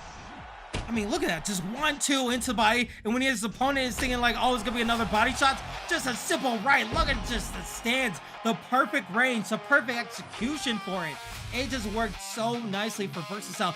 But kudos for AK Amazon, a huge underdog, but he was a game opponent into that situation. And he's only going to learn from that kind of situation. I mean, you're going to have to deal with that kind of pressure when you go into the ESFL because everyone has that type of pressure in these content. Yeah, like I mentioned, it just took a little bit too long to make that read because Verse was throwing 4 pieces almost like back to back to back. And yeah, like it's really tough because you get your health shredded so easily. But Versatile looked really, really good in there. I mean, we've been really, really spoiled also with those last 2 fights. Both just action-packed. A finish could happen at any moment kind of fights. Yeah, I was like, all right, we've already found our fight tonight, as you said, but then we're like, wait, hold on, hold my beer. There's another fight that's happening. Right. Can we continue these streaks of amazing fights? We will have to find out because our next fight is ready to go. This one, I'm very intrigued to see because I remember commentating this with one other fighter's fight last time I commentated with you, Drake. Sniper Phenom 22 was going against Charlie 18X, and we saw Sniper Phenom put on a hell of a show. Can he do it again for the second time here? We'll have to find out. What do you have on these competitors right here, Drake? Yeah, so both guys are really gamed. Sniper Phenom coming off of that win of Woolly Genius in a huge upset. He's also beaten TK Ungodly, and we saw how good Ungodly was. But Charlie, he has a win over the great Drake UFC. That's a huge win. Charlie, he is coming off of a loss to Cerberus, but I know personally how good of a competitor he is, and I think this is going to be a really, really good fight. So, in the back of your mind, when you're reading that scout report, and you just read like his biggest accomplishment was being you. Are you praying on his downfall, or are you going to be on by it? Oh man, I want him to do good. I want him to do good. But this is gonna be like such a sick fight though, because like I mentioned, Sniper Phenom beat Ungodly, beat Woolly Genius, and we know how good Charlie is. So this is gonna be a really technical fight. Yeah, it's gonna be a really technical fight, and they have technical fighters for this. In the middleweight division, it's gonna be Sean Strickland versus DDP, and we know that these guys have fought before, and it was a crazy fight. But will we see a crazier fight into the ESFL? We will have to find out as we see Sniper Phenom going with DDP. He seems confident in the selection. But Sean Strickland, we know that his boxing is incredible, but his pressure with his ground game, do you see him trying to work well with the ground game, or do you think it's going to stay standing up? It's hard to say. Sean Strickland did get a big buff after the Hamza fight. He has an incredibly tough block, health stats right now. So he's the guy that's really... Oh! Ooh! What a way to start off the fight by Sniper Phenom with a big spin kick and a big slam takedown.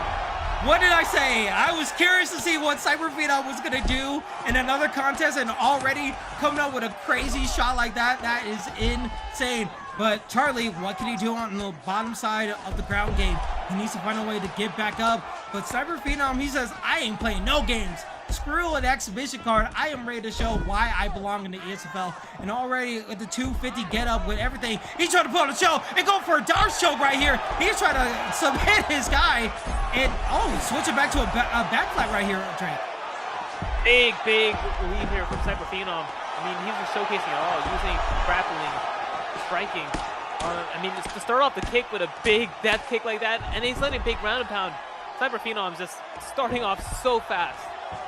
He's starting so fast, and he's denying everything. So far, it has been his world. He is in the trenches. He knows what he needs to do, but good for Charlie, able to dissuade and just go back to the half guard.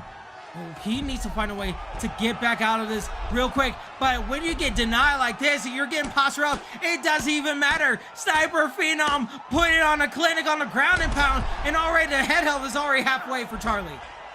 Sean Strickland's a really tough customer on the feet, but Sniper Phenom, oh, big elbow, that could have been it there. Executing a beautiful game. Oh, Strickland right back up to his feet. All right, this is Charlie's time. This is opportunity. He needs to find a way to keep it standing up, to find a way to get his answer back. But Sniper Phenom going for the ankle pick, able to land the ankle pick, and we're back to square one for Charlie. And into a flow state here too. Yeah, Sniper Phenom looks really intent on using that grappling here. He doesn't want to deal with the awkward jabs, the awkward hooks of Sean Strickland here. Yeah, but if for 140 left, maybe you could survive into the second round and just recharge for a game plan. But a stack guard might not even let him go into the second round as Charlie is fighting for his life. Sniper Phenom is getting so many punches in. Can he find his way to get back up? He needs to find a way. He does. Here comes Charlie. He needs to watch out for the ankle picks now. Right, yeah, he's just... Oh, beautiful level change there into the overhand. Sniper... Oh!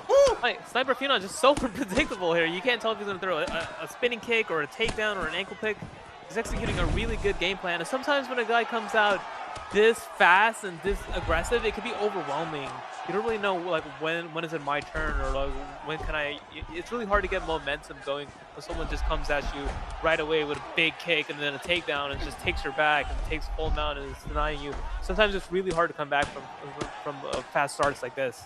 Yeah, well, you lead it to the point I was going to say. After we're seeing ground and pound like this, as soon as we end the round, if you're Charlie right here, is it hard to mentally reset and just treat it like a new round? Or are you just like trying to say, oh my God, I can't let this happen again? Like, what's your mentality going to the second round if you're Charlie? Yeah, if I'm Charlie, I know exactly what this guy wants to do to me now. He wants to be unorthodox on the feet, and then he wants to take me down. So I'm going to, treat the second round like it's a brand new fight. He lands a good one too. Taken down right away. And yeah, that's one thing from the last round. You got to be heavy on that low block.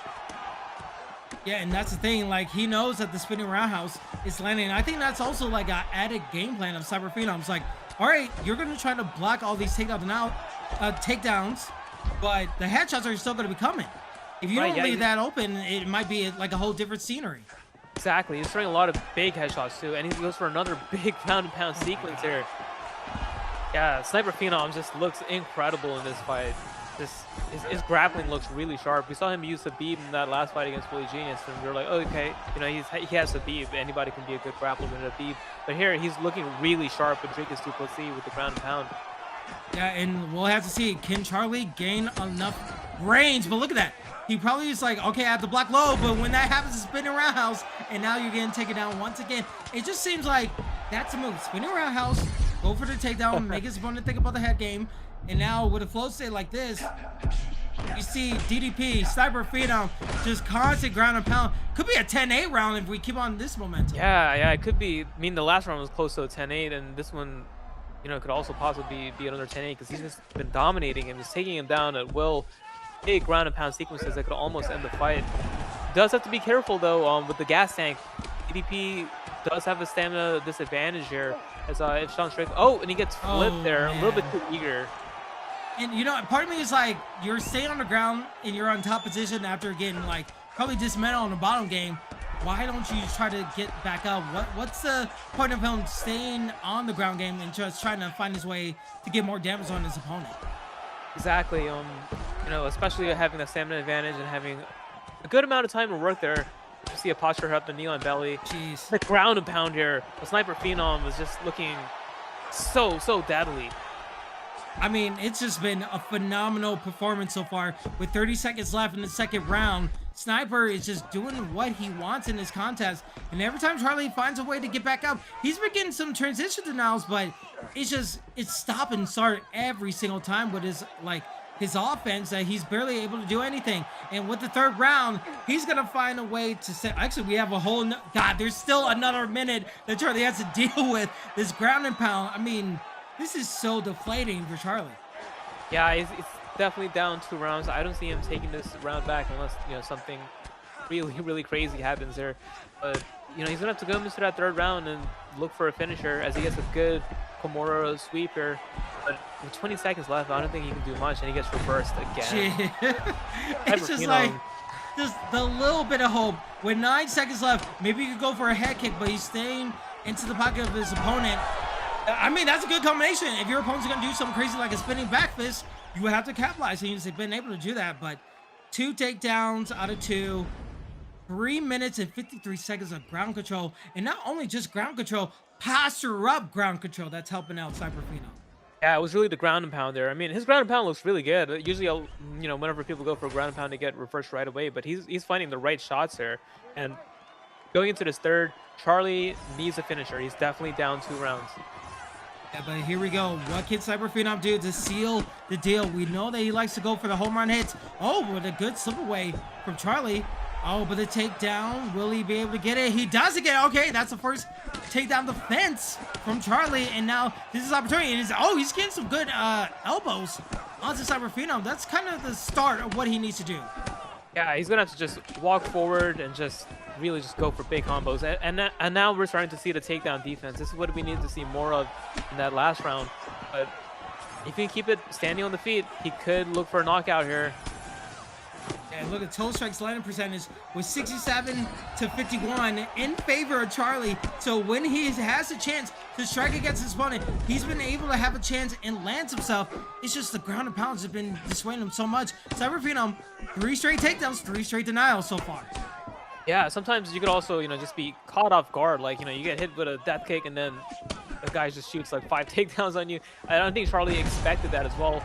But now we're starting to see him adjust to that game plan. He's starting to make the adjustments, starting defending way more takedowns in this first 2 minutes than he has before, and he's starting to land some good shots on the feet as well.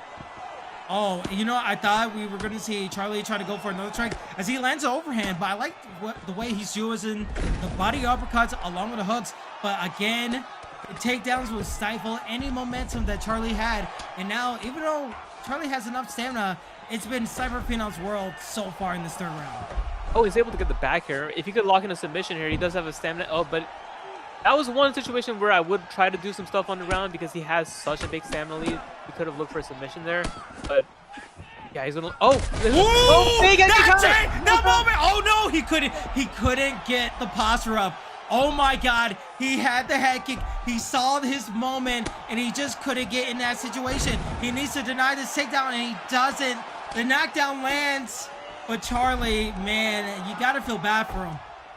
Yeah, he had that big knockdown there, and the game just did not allow him to go for any ground and pound. He goes for a Kimura here, and he gets flipped right into north-south position. But that was really unfortunate though, because he got that big knockdown that he needed, but he could not jump on him.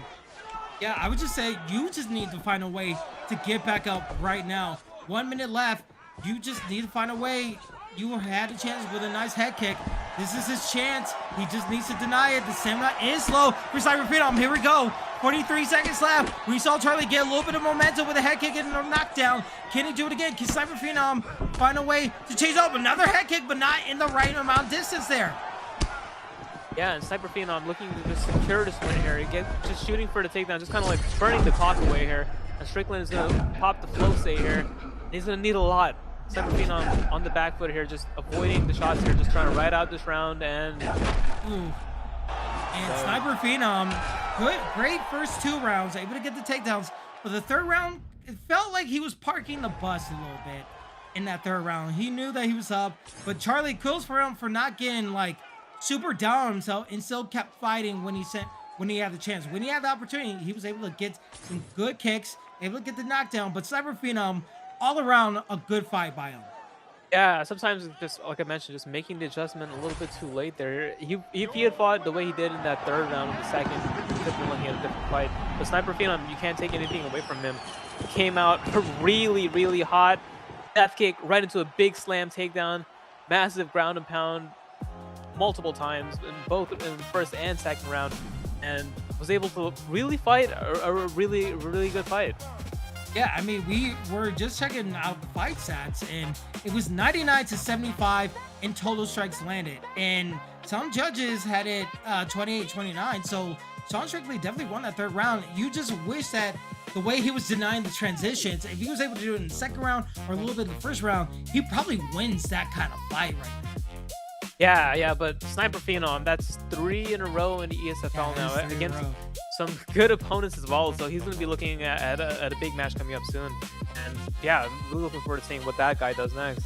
Yeah, Cyber Phenom, don't get me wrong. Even though I'm like hyping up Charlie and what he did or what he was able to do to overcome the adversary that he had to deal with, Cyber Phenom is no slouch and no joke. I am excited to see him in the ESFL. I'm excited to see him against other competition and see what he could do.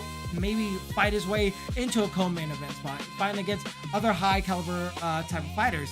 and hopefully we get to see more. But Drake, we have been going through so many fights. That was our 10th fight, but if we can, let's just recap what we've seen so far. So many amazing fights, so many amazing performances. As we take a look at this fight card right here, what performance has like made you super excited of what the future is for the ES? Man, yeah, we had so many good fights. Man, if I had to highlight just a name, Cerberus, 4 in a row in the ESFL exhibition cards.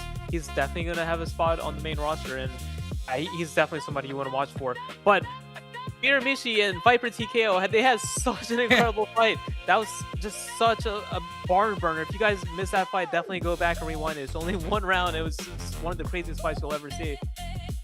Yeah, absolutely. And then also shout out to Suspect, Jesse, Button, Taz, all getting amazing victories. AG with his submission victory as well. All these guys have put on some good performances so far, and we're only getting better because we're getting to the last stretch of the card so far, and it's been so good. So be sure to check, especially if you want to check out one of the fight nights, be sure to check the VODs on YouTube or on Twitch, because you can see all that amazing stuff. But let's get ready for our next fight. This one is sure to be another great one, as it's a tale of two legends in the ESFL community, as it's Papa Lemur going against Double Matt. Both guys looking to put on a massive show in this kind of fight right here, Drake. Yeah, it's going to be a big fight. Papa Lemur looked really good against Hammer in last week's card, and he is a former ESFL champion. He's been in the big spots before. Double Matt, though, our odd makers actually have him as a slight favorite. So he's mainly known for his grappling, and it'll be interesting to see how this fight plays out, since he's actually a small favorite over a former ESFL champion. Yeah, which is like very interesting. Maybe they know something that we don't know, but like the legacy score, Papa Lemur 38 overall. Meanwhile, Double Matt 686. So that's what tells you, like, don't get me wrong, these guys are amazing competitors. They know what to do. Double Matt, I remember like in the OG days of him competing, I was like, oh my god, this guy is so sick with his double jabs and everything. But to see this in the featherweight division, you see Double Matt using Max Holloway, and one of my favorite picks from Papa Lemur, Jose Aldo. This is sure to be a crazy fight here, Drake. Oh yeah, it's going to be a banger. I mean, Aldo's really good in this game. He's got really powerful leg kicks, as you would expect. But he also has really good boxing combination, and he's got a lot of power too. So this is going to be a super fun fight. And we'll have to see what goes out. Again, Papa Lemur on the left side using Jose Aldo in the red gloves. Double Matt using Max Holloway in the blue. Right now, we're seeing a little bit of a different pace. On a nice uppercut landing for Papa Lemur, but both guys were able to land some good strikes. And this is where it'll be interesting. Will he stay on the ground game? Oh, he's trying to go for a set guy right there, but not able to get it. Double Matt able to find his way back in. So let's see if he tries to attack with the body a little bit more. Yeah, both guys starting off really fast here. We saw Papa Lemur just opening up the fight with a lead head kick, just going right at him right away. And right now, the pace is kind of slowed down a little bit. We're seeing a little bit more of a technical fight here. And both guys just picking their shots here. Oh, big uppercut there from Lemur. Yeah, we're seeing Double Matt. He tries to go for the body. Oh, but a double! Trying to bait his opponent going in. That has caught me so many times in rank. You have no idea. But try to do an ESFL exhibition match. Crazy work. But Double Matt is trying to go for something that's kind of unpredictable against his opponent. And he's landing some combinations with it as well. Yeah, remember, Double Matt is a slight favorite, so the odd makers definitely see something in this kid that we don't, and he's looking really sharp right now. I do think he's actually a little bit ahead in this round. And we'll have to see if Papa Lemur can answer back using leg kicks. Jose Aldo has vicious leg kicks. We all know this. That is implemented in his game plan. And with the trades right here, we see Papa Lemur able to get the advantage, able to land some combinations with his hooks, just staying in place. But again, another added element is those darn leg kicks. Yeah, those Jose Aldo leg kicks do so much damage, and it doesn't take too many of them, though. Just like 4 or 5 leg kicks and her leg health is completely crunched. And Papa Lemur does look really good right now. He's landed, he's won. Oh, big combination. Oh, and he gets dropped.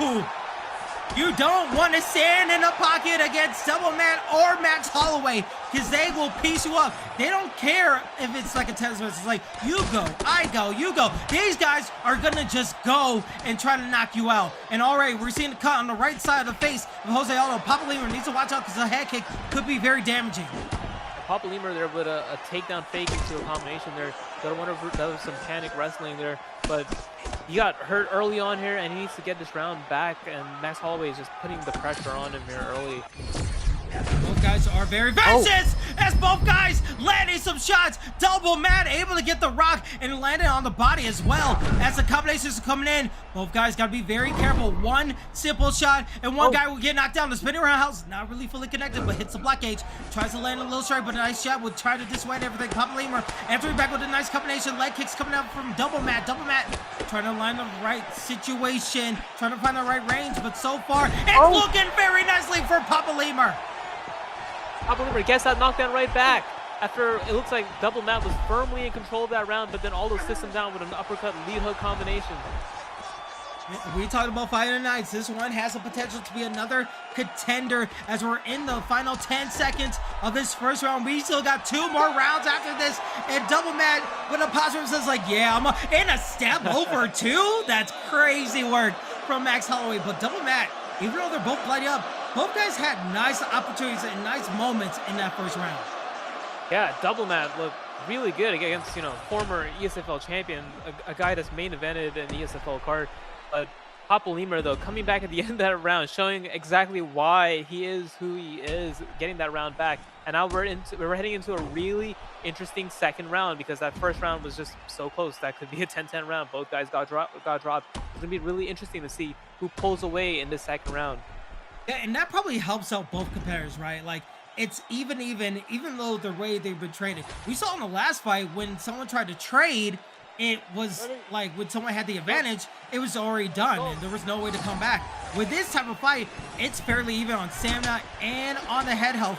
One simple trade for both these guys can lead into a knockdown. Look at that. Right hooks landing from Papadoc. Able to get the uppercut with the right hook landing onto his opponent. But Double Matt able to try to answer back. Nice sidestep, but a nice check of the leg kicks right there. Able to answer back. And that left leg, the left leg of Max Holloway is looking down. But the point to the mat. The flow state being landed by Double Matt. He wants to land. Head kick misses. Oh, but the wrong strike. The landing. Oh, but the rock. And a head kick landing. I mean, not the head kick. The uppercut into Double Matt as he gets the TKO.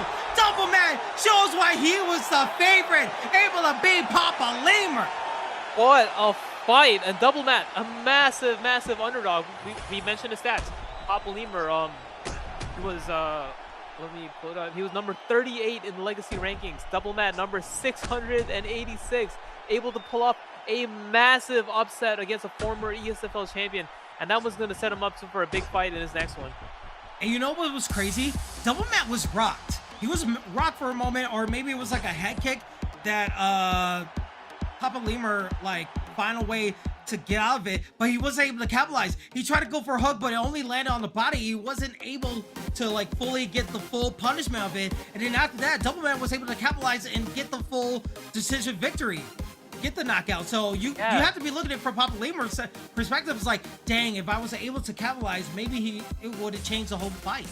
Right, yeah. He did duck a head kick, but wasn't able to get anything off of it. But that was just such a back and forth, very chaotic fight. And we came into this fight thinking, why is Double Matt a favorite against a guy who's a former champion? And we showed exactly why. He was able to pull off a huge win, and he looked really composed in there.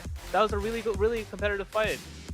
Yeah, if you know, now you know. And Double Matt, he's an OG. He knows how to put the work on people. But Papadoc, I mean, he had his chances. It just didn't fall his way. So, again, that wasn't even like the Coco or the co-main or the main event. That was just one of the fights. That's what you love to see in these exhibition fights, because both of these guys put on such excellent, amazing moments. And we're going to be going on to our next fight because we're looking for more amazing moments as well. Because this one is... I'm honestly very intrigued about this contest. Woolly Genius going against Kieran KRO. This one has a similar feel of Papadoc or Double Matt, but this one has a different chase because both of these guys are looking to put on a bigger show. Yeah, so both of these guys are seasoned veterans in the comp scene. Woolly Genius, he was at that ESFL event, not in Vegas, in London. And he did do really good in that fight, in that event. He's coming off of a loss to Sniper Phenom in a fight where he used Bobby Green against Habib, which is a tough matchup. But Woolly Genius, he's done a lot of big things in the comp scene. He's won a NOS UFC tournament. He's won $1,000 in a tournament. So he's a seasoned competitor. Kieran Crow, another super good player. 3 in a row in exhibition cards. Beat Spill Actions. Beat Pug beat Trickzzy. K1, another teammate of mine. I know how good Kyrian Crow is, so this is going to be a barn burner of a fight. Barn burner, and you know, nothing says barn burner without Max Holloway. And then King Bobby Green, he lost his last matchup when the fighter selected him. Can he win this and be back to 500 with a 1-1 record? We'll have to battle Genius. He's trying to get out to Shania, lost his Cyber Phenom. Can he do it against Kieran Crow? We'll have to find out. But this one is sure to be a banger, as we're just anticipating. This is our 12th fight. After this, it's our Coco, co-main, and main event all ready to go after this one. So this one is definitely to be a big one, as Willie Genius using King Bobby Green on the left side in the red gloves, Kieran in the blue using Max Holloway on the right side. Already, we're seeing the range being used by Willie Genius, trying to use the leg kicks, spinning around. Oh, into a head kick! Distance be damned! You love to see it, a head kick from Willie Genius. Willie Genius is very unorthodox for the striking, and he's looking to get some get back here for Bobby Green. He lost his fight last week using Bobby Green, and he believes that, you know, he could have showcased a better Bobby Green, and that's what he's looking to do here. However, Kyrian Crow is no slouch, especially with that Max Holloway pick. It's going to be another tough matchup here. Oh, and he gets sent down. Hey, can someone bottle up that whole sequence? I like the way people were slipping. And look at that, another slip into an uppercut. Look at that, just a flow save from Kieran. Kieran is putting work on his opponent. Oh my God, it's just back and forth. But Kieran is just, he's looking like a professional boxer in there, Drake. Yeah, he's fighting super technical. And, you know, K1, Kyrian Crow, he is... You can't think that you're going to just use Bobby Green and not strike Max Holloway, because this guy is really damn good. And then he gets another hook. Just look at the slips. Oh my God, it's a pull party. Shout out Bruce Lee Rob. You just see all the movement from Kieran, able to get away, using the flow state. He's like, I don't care. I'm using it. Oh, but he gets caught. He gets caught. He gets caught by Willie Genius. The rock is happening on Kieran. That's the danger with the pointing down, because both guys get the advantage there. If Bobby Green accepts, then he gets a big buff in his power as well. Body shots be damned. We're going for the headshot dead right here in this contest with 2:05 left. God, we're not even 2 minutes under this round, and we still possibly have 2 more rounds after this. This is crazy. Kieran gets the rock back. He's able to land forward. He's moving forward, trying to land a jab. Oh, Willie Genius able to answer combinations. The block gauge is low for both competitors. Yeah, this is a fight where I don't know if we see a second round, because these guys are fighting at a super high pace already, and most of it is in a phone booth. We're not seeing a lot of pussies. We're just seeing 2 guys go right in the pocket and start trading, using head movements and countering. Yeah, we see the counters. Oh, the head kick. We saw Max Holloway try to use it. Kieran trying to use it. Oh, Willie Genius able to use one of his own. Oh, good slip away. Ducking under, but the block gauge is low. He needs to answer back with some offense of his own. Kieran smears the blood in the water. Oh, tries to go for a double, but not able to fully execute. Bobby Green not able to get it.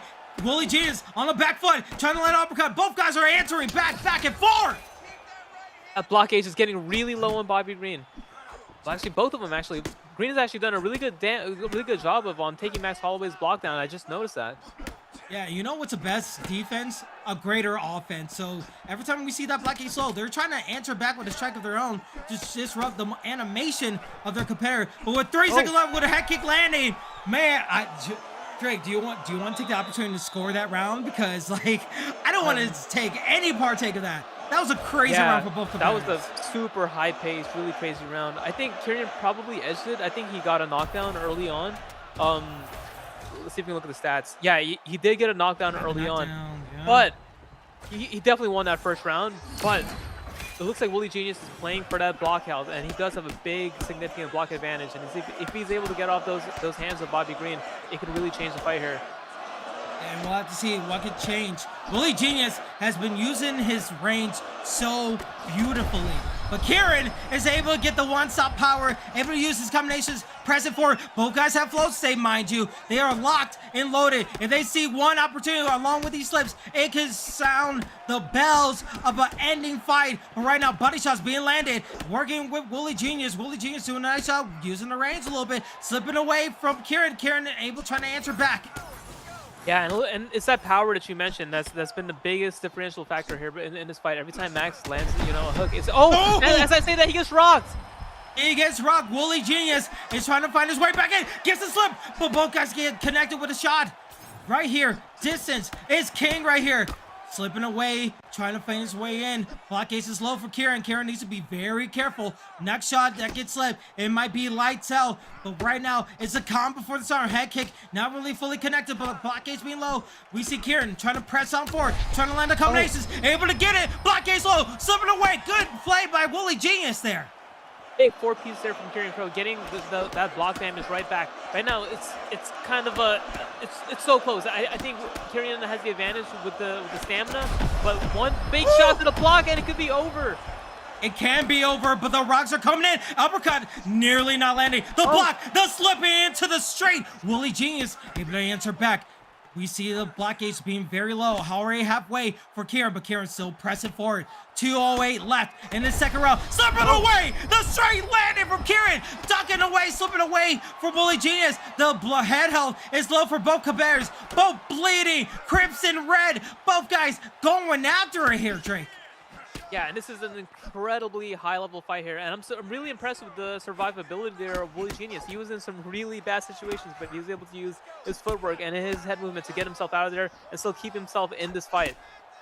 Yeah, it seems like the calm before the storm. We saw like a rampant pace in the beginning, but now it's like all about technical ability. Who is going to make that right decision? Who is going to have the right mental with 1:05 left in the second round right here? Kieran with the Max Holloway still pressing forward. Wooly Genius using the range, using Bobby Green to trying to find his way out. Look at that bait of that kick right there, trying to land a strike. Oh, but the right and left hooks coming in. Oh, but a straight into a head kick. Wooly Genius counter punching his way to a knockdown. I was just going to say, it's one zig or one zag that could end this fight for either guys. And Wooly Genius, although he was down in the stamina and possibly the head health, one big pull straight into a head kick was able to get him back into this fight. And that may have stolen the round for him here. And in a round that was extremely chaotic and extremely close. Drake, we're going to the most dreaded words. Oh! No, we're not! Oh my God! We see King Bobby Green, Wooly Genius in a buzzer beater. I think 2 seconds left. I was going to say there's no way we're going to a third round, but we didn't need a third round as Wooly Genius gets a TKO victory and possibly a fight of the night contender. Wooly Genius redeeming Bobby Green in an absolute war against a very high-level player in Kieran Crow. That was one of the most high-level fights on the card, and honestly, it could have been the fight of the night easily. What a fight. I mean, it can be. I wanted to say it. I thought we were going to a third round, but the constant strikes, not like, usually you see fighters like, okay, it's been a heck of a fight. Let me reset my mental to go in the third round all fresh and new. Wooly Genius played out smartly. It's like, okay, I'm just going to keep on striking because what do I have to lose? I'm going to reset everything, go for the posture up, landed 3 straight posture up strikes, and able to seal the victory. That was absolutely buzzer beater, incredible mentality there from Wooly Genius. Yeah, and one of the big differences between UFC 6 and 5 is that half guard is a lot more damaging in this game. If you just eat 2-3 punches without blocking them, it can really drain away your head health. You got to be really careful if you're in that bottom half guard and someone's postured up on you. But that was such a sick fight. Yeah, I'm going to re-look at the VOD. I just want to see every little pixel of that fight because the slipping, the striking, everything was just perfect. I want to see more of it. So hopefully someone will break that down in the future, but we'll get to it. God, Drake, we're into our last 3 fights of this exhibition card, and we just been seeing crazy amount of fights. This one is the main event of the evening. This is what I like to call the special fight because anything could possibly happen, and this one is going to be amazing. It is Papadoc going against Caliber. Both guys in the top tier of the ESFL community. What are you expecting for both these gentlemen in this type of contest? Yeah, so this is a super high-level fight. We all know who Papadoc is. He's one of the best ESFL champions, number 3 all-time in wins. However, he hasn't had a lot of success in UFC 6 yet. He's looking to have that signature performance in UFC 6, but he is still a legend in the sport, and he's going up against Caliber, a guy that's beaten former champions as well. Yeah, and again, this is going to be in the featherweight division. Yusuf Zail going against Ilia Topuria. Ilia Topuria is 4-0. So Yusuf, I don't really know much about this fight, but it says he's a freestyle, so I'm assuming his grappling is super amazing. What do you expect from Caliber using this Yusuf pick? Very, very, very bold pick. Yusuf Zalal, I mean, he's a very solid fighter. He's more of a like a kind of a point fighter. Uses a lot of like footwork, a lot of like teeps. Not nearly as much power as Ilia Topuria, so he's gonna have to really fight perfect if he wants to win this one. Can Papadoc continue the trend in his Coco main event? He is using Ilia Topuria, who is 4-0 in his exhibition card. Can he make it 5-0? Meanwhile, Caliber using Yusuf in an unorthodox pick, going against the fight of Papadoc. Can he find a way to pull up the upset? We will find out. He uses a nice body kick, trying to use the leg kicks, but needs to be very careful because it's instantly 2 hooks, right hooks, everything just going on to the pressure of Caliber, and Papadoc's just doing a nice job damaging his opponent. And this is exactly where you don't want to be if you're Caliber. You don't want to be against the cage with Ilia Topuria firing off hooks, and he gets robbed. Oh my god! What? You blink and you miss it. Was the body that low?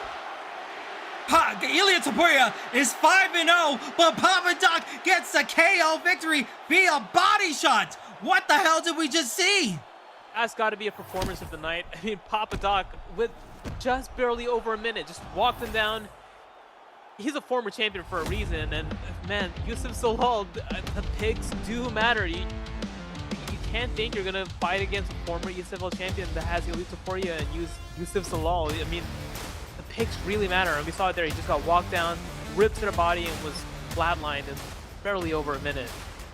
I don't know if we have the capabilities of WTC to like help out with this, but is that the quickest knockout that we ever had in the ESFL like exhibition or regular season? I'm sure someone's gonna like try to track that stat down, but that was so quick. I was just going to the flow of like the whole fight.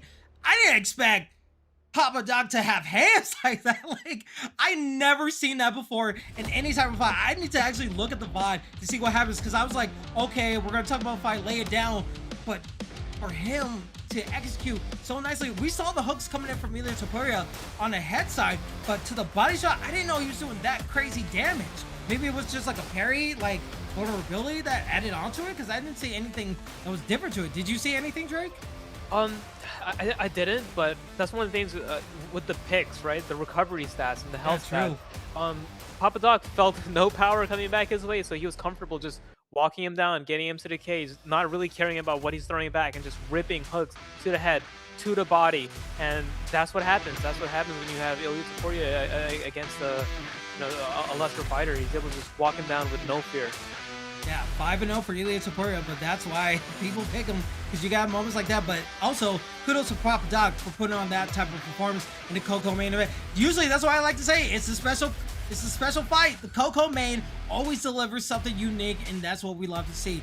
But man, crazy fight. This whole event has been crazy. We're live on Twitch and on YouTube. Our exhibition card for July 19th, a super worldly event. We love to be here. I am your commentator Kingsley, alongside me is Drake, and now it is time for the co-main event of the evening, ladies and gentlemen. This one is a big one. It is Wordlife versus Treehouse, and this one is a big one. We see both of these fighters like put on some big events and put on big fights, but what are you expecting coming into this fight right here?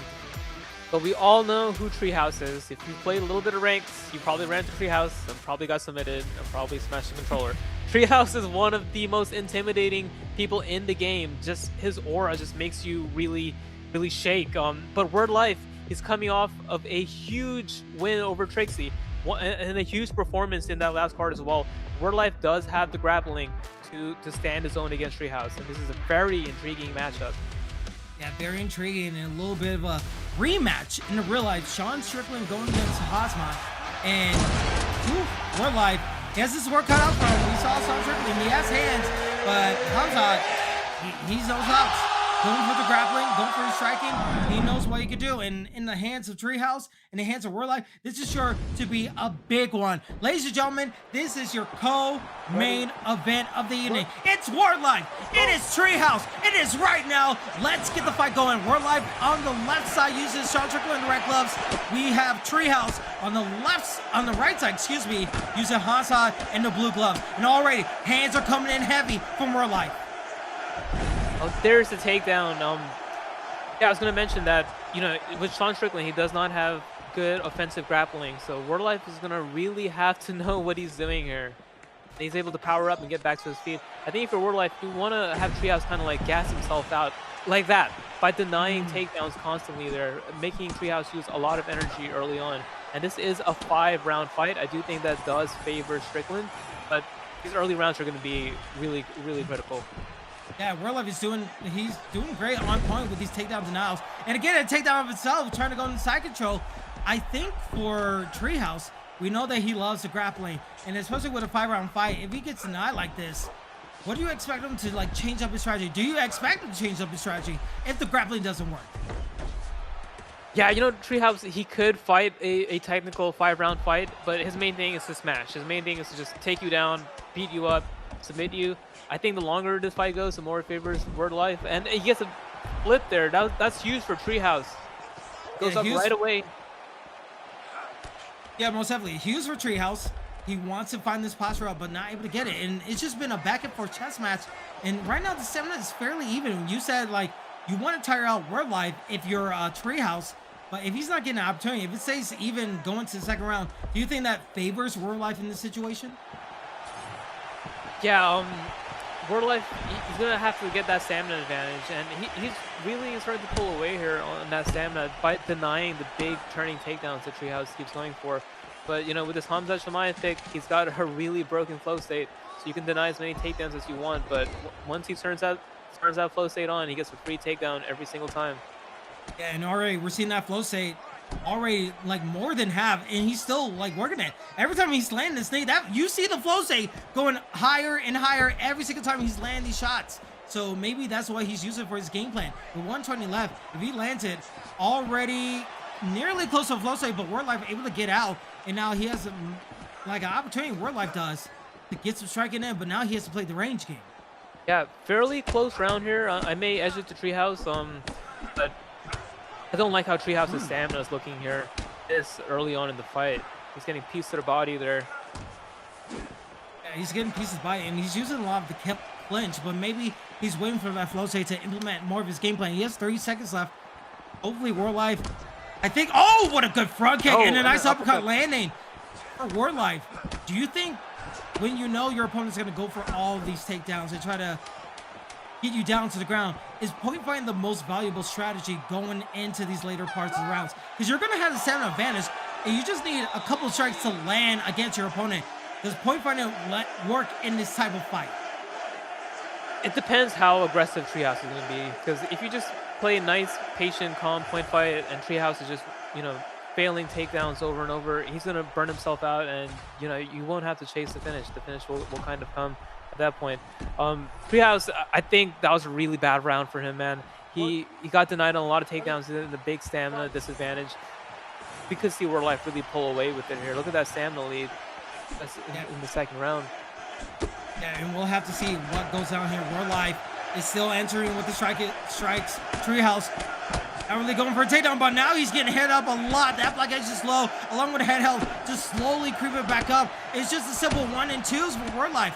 Wordlife trying to land the uppercut, not really getting it, but the body shots along with the stamina, losing a lot of it, and now there's so much that Treehouse has to think about. Trying to go for the clinch, working towards the body, trying to go for a takedown, but not really getting the full benefit. And 36 kicks landing in the favor of Wordlife.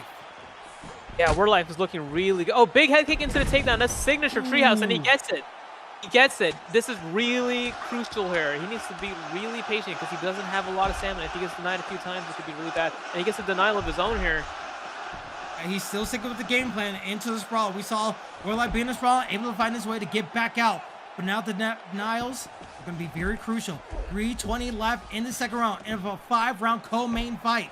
Treehouse getting in a top position, back in the full guard. He's trying to find his way, trying to go into that guard, but gets denied potentially and gets reversed by Wordlife. That's really huge here. And it gets denied again. It's denied again.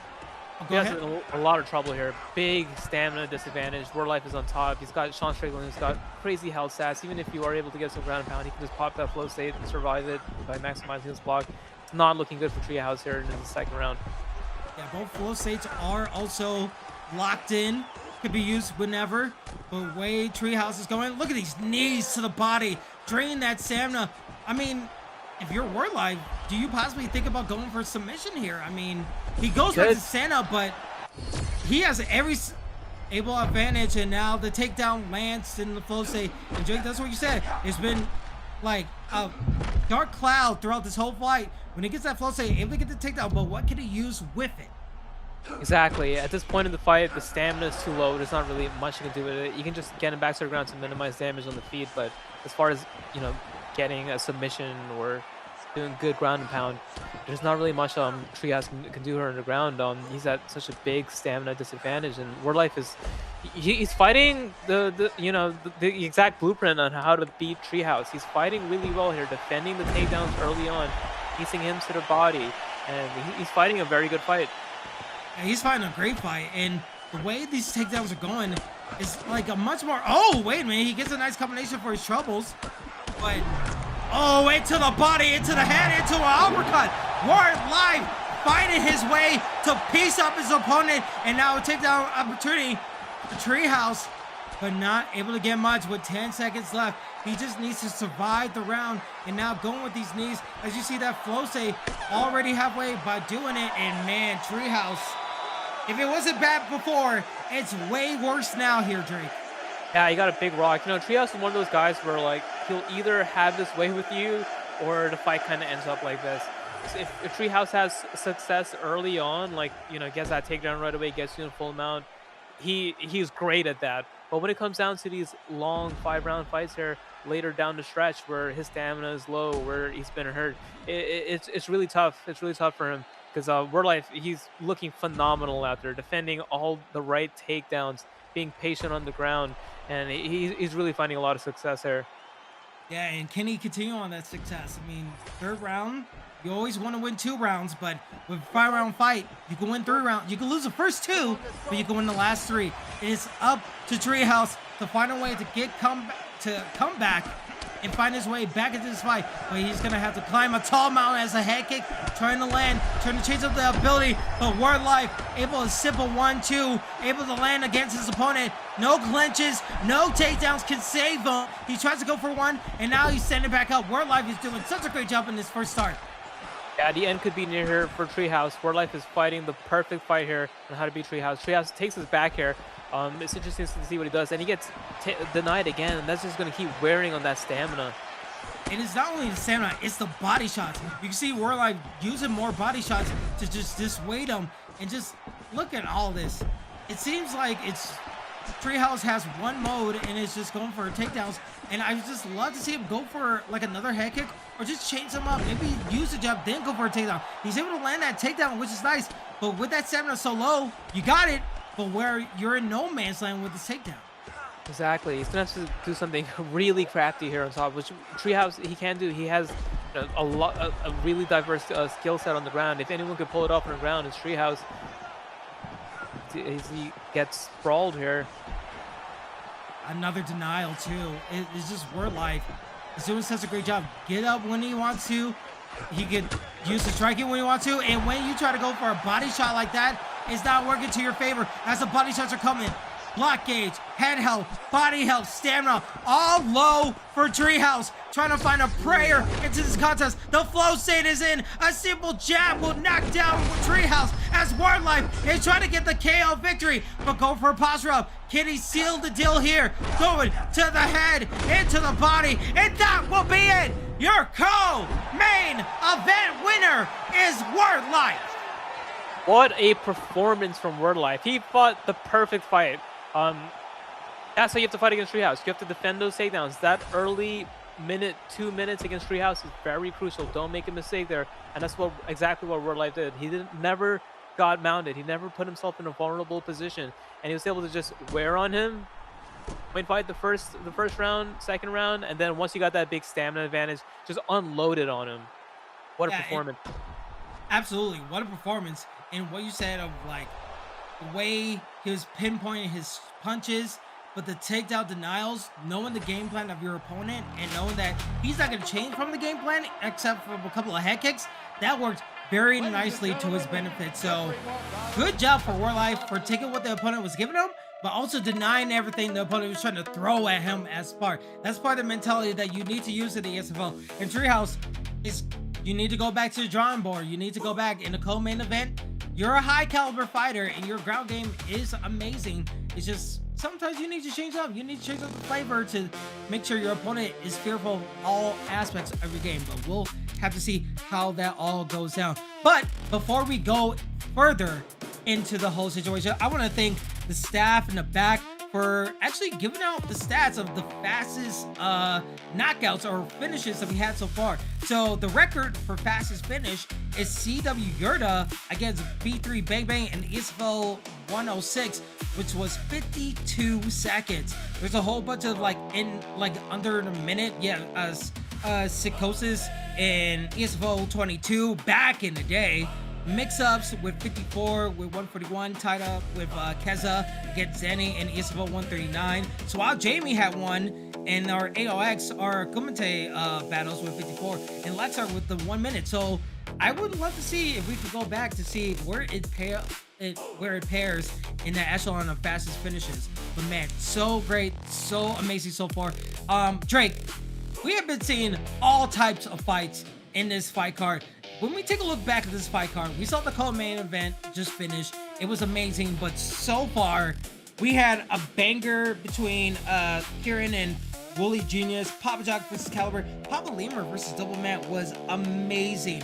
Of all these fights, has anything shocked you so far, what you've seen? Shocked, man. We've seen some incredible fights. I mean, that double Matt upset was a huge one. I mean, he was number 680 something versus number 38, a former champion, and he was able to get that big upset win. I guess that one would be the most shocking, but there have been some really standout performances on this card. I mean, Wooly Genius getting that big win over Kyrian Crow was also a massive upset in my opinion, especially with those picks. Yeah, it's been a really incredible card. Wordlife just put on a beating on Treehouse. That was a really good fight. It makes you think, man, how good is Mellow Coffee? He beat Wordlife in a very dominant performance. Yeah. Yeah, I mean, he's very dominant, and hopefully we get to see him in another card and I get to commentate because it'll be very fun. And if you ever want to be a part of these fun cards, join our Discord. On the ESFL Discord, it is amazing. You get to be a part of the UFC community along with the ESFL, where we have events in wrestling and WWE stuff, where we have boxing, but most importantly UFC 6, where we're going to have our signups for July 26th and August 2nd as well. Our final chances for our exhibition cards, where you want to sign up and make a name for yourself before we get the regular season going. So be on the lookout. It is amazing, and you want to be a part of every single bit of it, along with our Sunday broadcasts where we have the event. So be sure to be here and get ready for it, because now, ladies and gentlemen, Drake and I are here. We're live on Twitch and on YouTube. It is about that time for our main event of the evening of our exhibition card here on July 19th. It is EK Warrior going against Trickzzy. This one is a banger. Trickzzy trying to get onto the winning record, trying to find the elusive main event victory,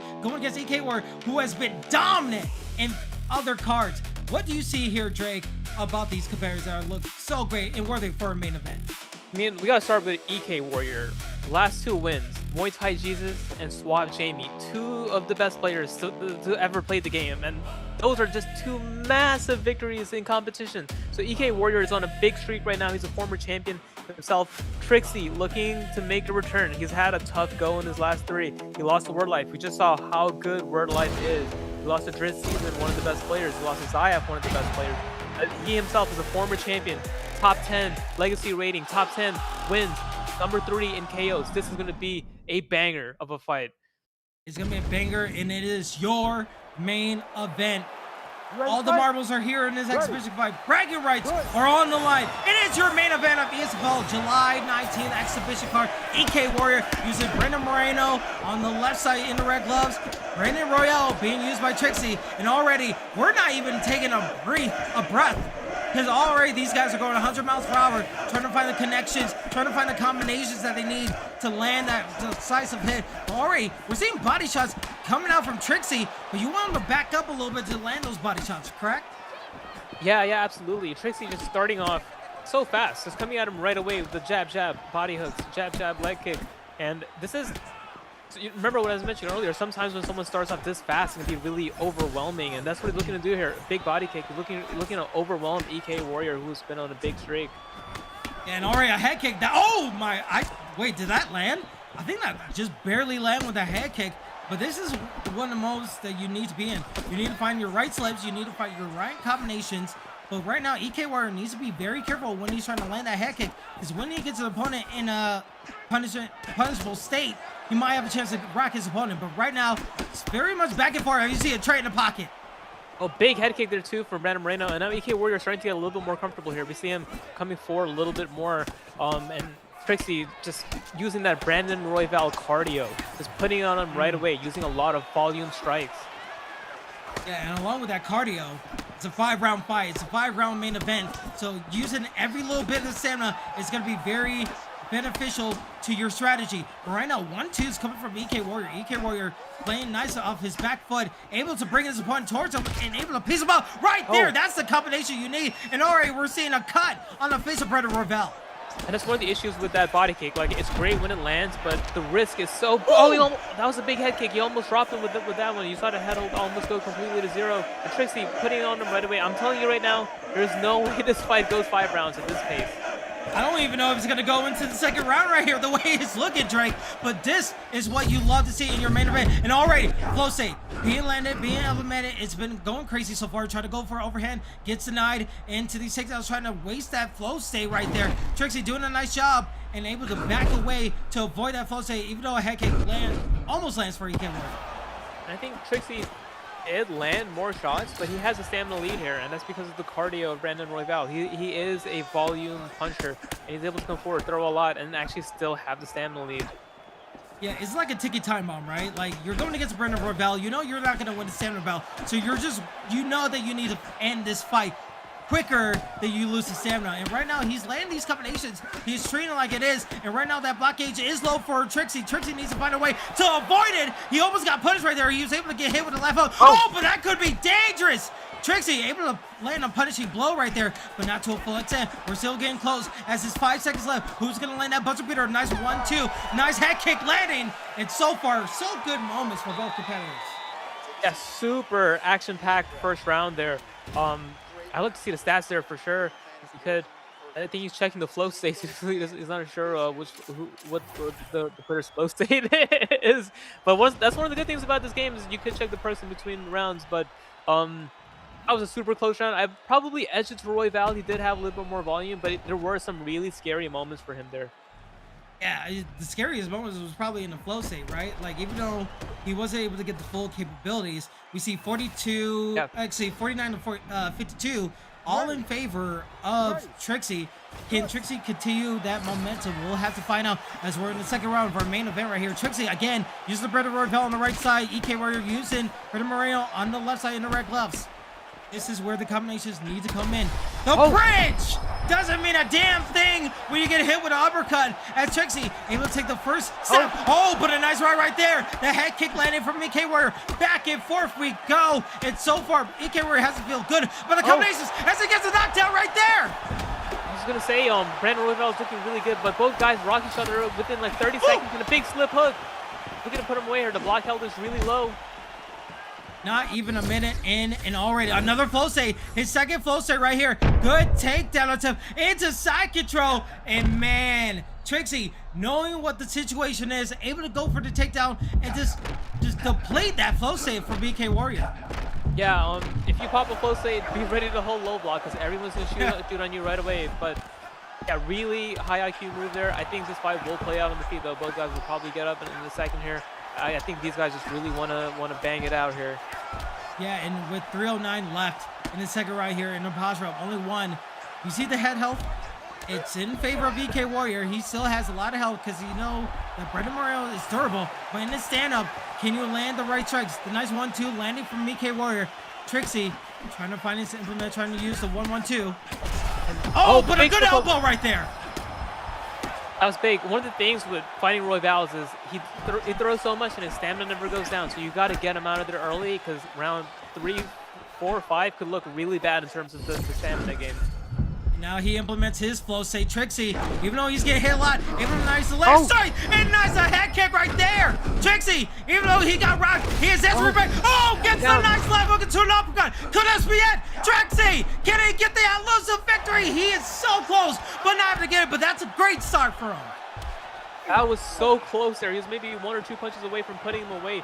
Trickzzy looking phenomenal here. Like I mentioned, Roy Val, he can really start to snowball now. Now that he has a stamina lead, the head hold is almost even. We could see Roy Val looking to take over the rest of this fight.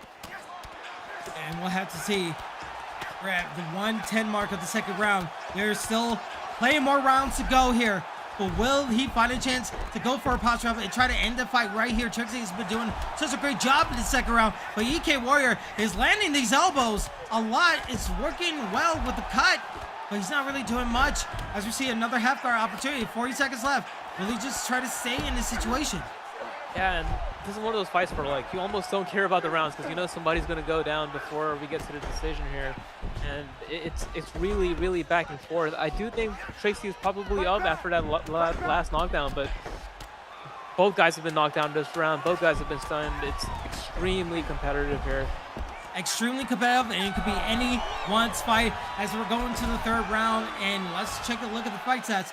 69-63, but only in significant strikes, 9-6, even though there's 2 knockdowns in favor of Trickzzy. Great round for him, but man, it is still super close that you can't really take it with like a huge ego boost. You have to take it with a grain of salt even. Yeah, Brandon Moreno, I think his opportunities are going to come early in this round 3 because I think as this fight goes later, Roy Val is going to take over with that stamina advantage. If Moreno is going to pull it off here, it's going to have to be within like, the first 3 minutes of this round. This will be some really, really crucial moments here.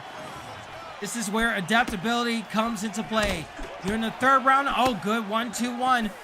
Back from EK Warrior, but this is where you have to possibly change your mentality or continue what works for you. If you're going to live by the sword, you might die by the sword. Right now, we see EK Warrior go for these combinations. He knows that the head health of Trickzzy is fairly low, but what can Trickzzy do? He's trying to parry his shots, trying to find his way back into his counter, trying to maybe work towards a body shot, but he's trying to find his way back in. Oh, but a head kick landing. EK Warrior knocks down his opponent. EK Warrior is trying to find his way back in. He's getting close to that flow state here, Drake. That's what I mentioned here, doing exactly what I mentioned, just pushing forward early in this round, knows that he doesn't have a lot of stamina left, can't play the technical game, and just pushing right through him right now. This is where the pressure turns up to maximum levels. Trickzzy is trying to find his way back into this round, even though he got knocked out. Oh, but the sneaky head kick, it might be a little bit sticky, but he's able to land an uppercut. EK Warrior gets another knockdown. He's able to land another knockdown. 2 knockdowns in favor of EK Warrior. Overhead landing, the third one. That could be possibly a 10-8 round for the EK Warrior. Oh, another one. This could be it. And that's it. EK Warrior tells Trickzzy, try another fight. As Trickzzy doesn't get that victory, it is EK Warrior going up on the mountain of the ESFL. What a fight, and now EK Warrior beating 3 champions in a row. Trickzzy, Muay Thai Jesus, Suave Jamie, 3 massive wins, almost an Ilya Topuria-like run in the ESFL. This show started off with an EK win, and now we're ending on EK Warrior getting a massive win over a very game Trickzzy. Trickzzy looked really, really sharp early on. He was actually ahead 2 rounds, but then Warrior understood the assignment, was able to get him out of there early in round 3. And it was a close contested fight, but when those combinations were coming in, the flow state was rocking. EK Warrior knew exactly what he needed to do. He was able to get the victory. And you know what? I cannot wait for the regular season, because can you imagine these guys? We could possibly see these guys in a title contention fight or in a tournament, but we'll have to find out. We're still through these exhibition cards, but I'm so looking forward to the future of the ESFL. Absolutely. I mean, EK Warrior is going to be someone to look out for. He's probably going to have a big fight within the first couple cards of the new season. But I'm really looking forward to seeing how the season starts. And we've had a lot of guys just make a name for themselves here. A lot of guys that we want to see how they do once it actually starts. And it's very interesting. I took a look at the chat because I could see you guys, and you guys are typing. I see Wordlife says, I need me that main event against the winner here. So could we potentially see a Wordlife versus a EK Warrior main event? I mean, I would love to see it. You would just have to sign up. Hopefully the bookers are looking at it. Maybe we'll see that in the future, but I'm sure that would be a crazy matchup. Yeah, both guys look phenomenal. I mean, yeah, that fight makes a lot of sense right now. Warrior coming off of a big win, Wordlife coming off of 2 big wins right now. Yeah, that would be a barn burner. That would absolutely be a burner. But speaking of bar burners, Drake, I got to give it to you. It's been such an amazing time commentating this card with you. Who do you have as your fight tonight? We had so many good, great, amazing fights even. Who do you think is your fight tonight? Man, so many good fights. We got really spoiled there with this card. 15 fights went by so quickly. God, I mean, that Michi Viper TKO fight was just like, it wasn't the most technical fight, but those guys were just like swinging right away. Tyrion Crow and Woolly Genius also had a really technical and also really like back and forth fight. That was a good fight too. What's your favorite fight? I would say the Kieran versus Woolly Genius. I think that was an amazing Fear Michi versus Viper. I would love to get one to Papadoc fight. He just ended like in a blink of an eye. So that was crazy. But I would definitely have to say Kieran versus Woolly Genius was a crazy, crazy fight. So I would love to give that fight a night. Do you agree? Yeah, that's I think that's the best fight on the card. We'll take that. Viper Michi is a close second, but that's definitely fight of the night. I think Papadoc performance of the night. I mean, he just walked him down, got him out there in like a minute and 10 seconds or something like that. Yeah, absolutely. So definitely, if you guys have missed out on any of these great fights, they will definitely be on your YouTube channel, so you can see all those amazing fights that we talked about. But congratulations to Kieran and Wooly for being our fight tonight for this fight card. It was amazing. Drake, any last words before we sign off? Man, thank you guys for having me, ESFL. Shout out to Kingsley. You are the GOAT. This is one of the best cards I think I've been a part of, and as a spectator as well, one of the best cards. And yeah, it's such an honor to be here. Yeah, absolutely. It was an honor having you here. I had a great time commentating with you. Shout out to all the people in the back, our moderators, all our people on Twitter and YouTube for keeping this ship sailing and making it amazing and making it easy for us to have a good damn time when we watch these type of events. So we will see you guys on July 26th for our next card. It's going to be amazing. I'm sure to see you guys there. So have a good day, good night, good evening, good afternoon, wherever in the world. We'll see you guys at the next fight night. Peace out. And peace out.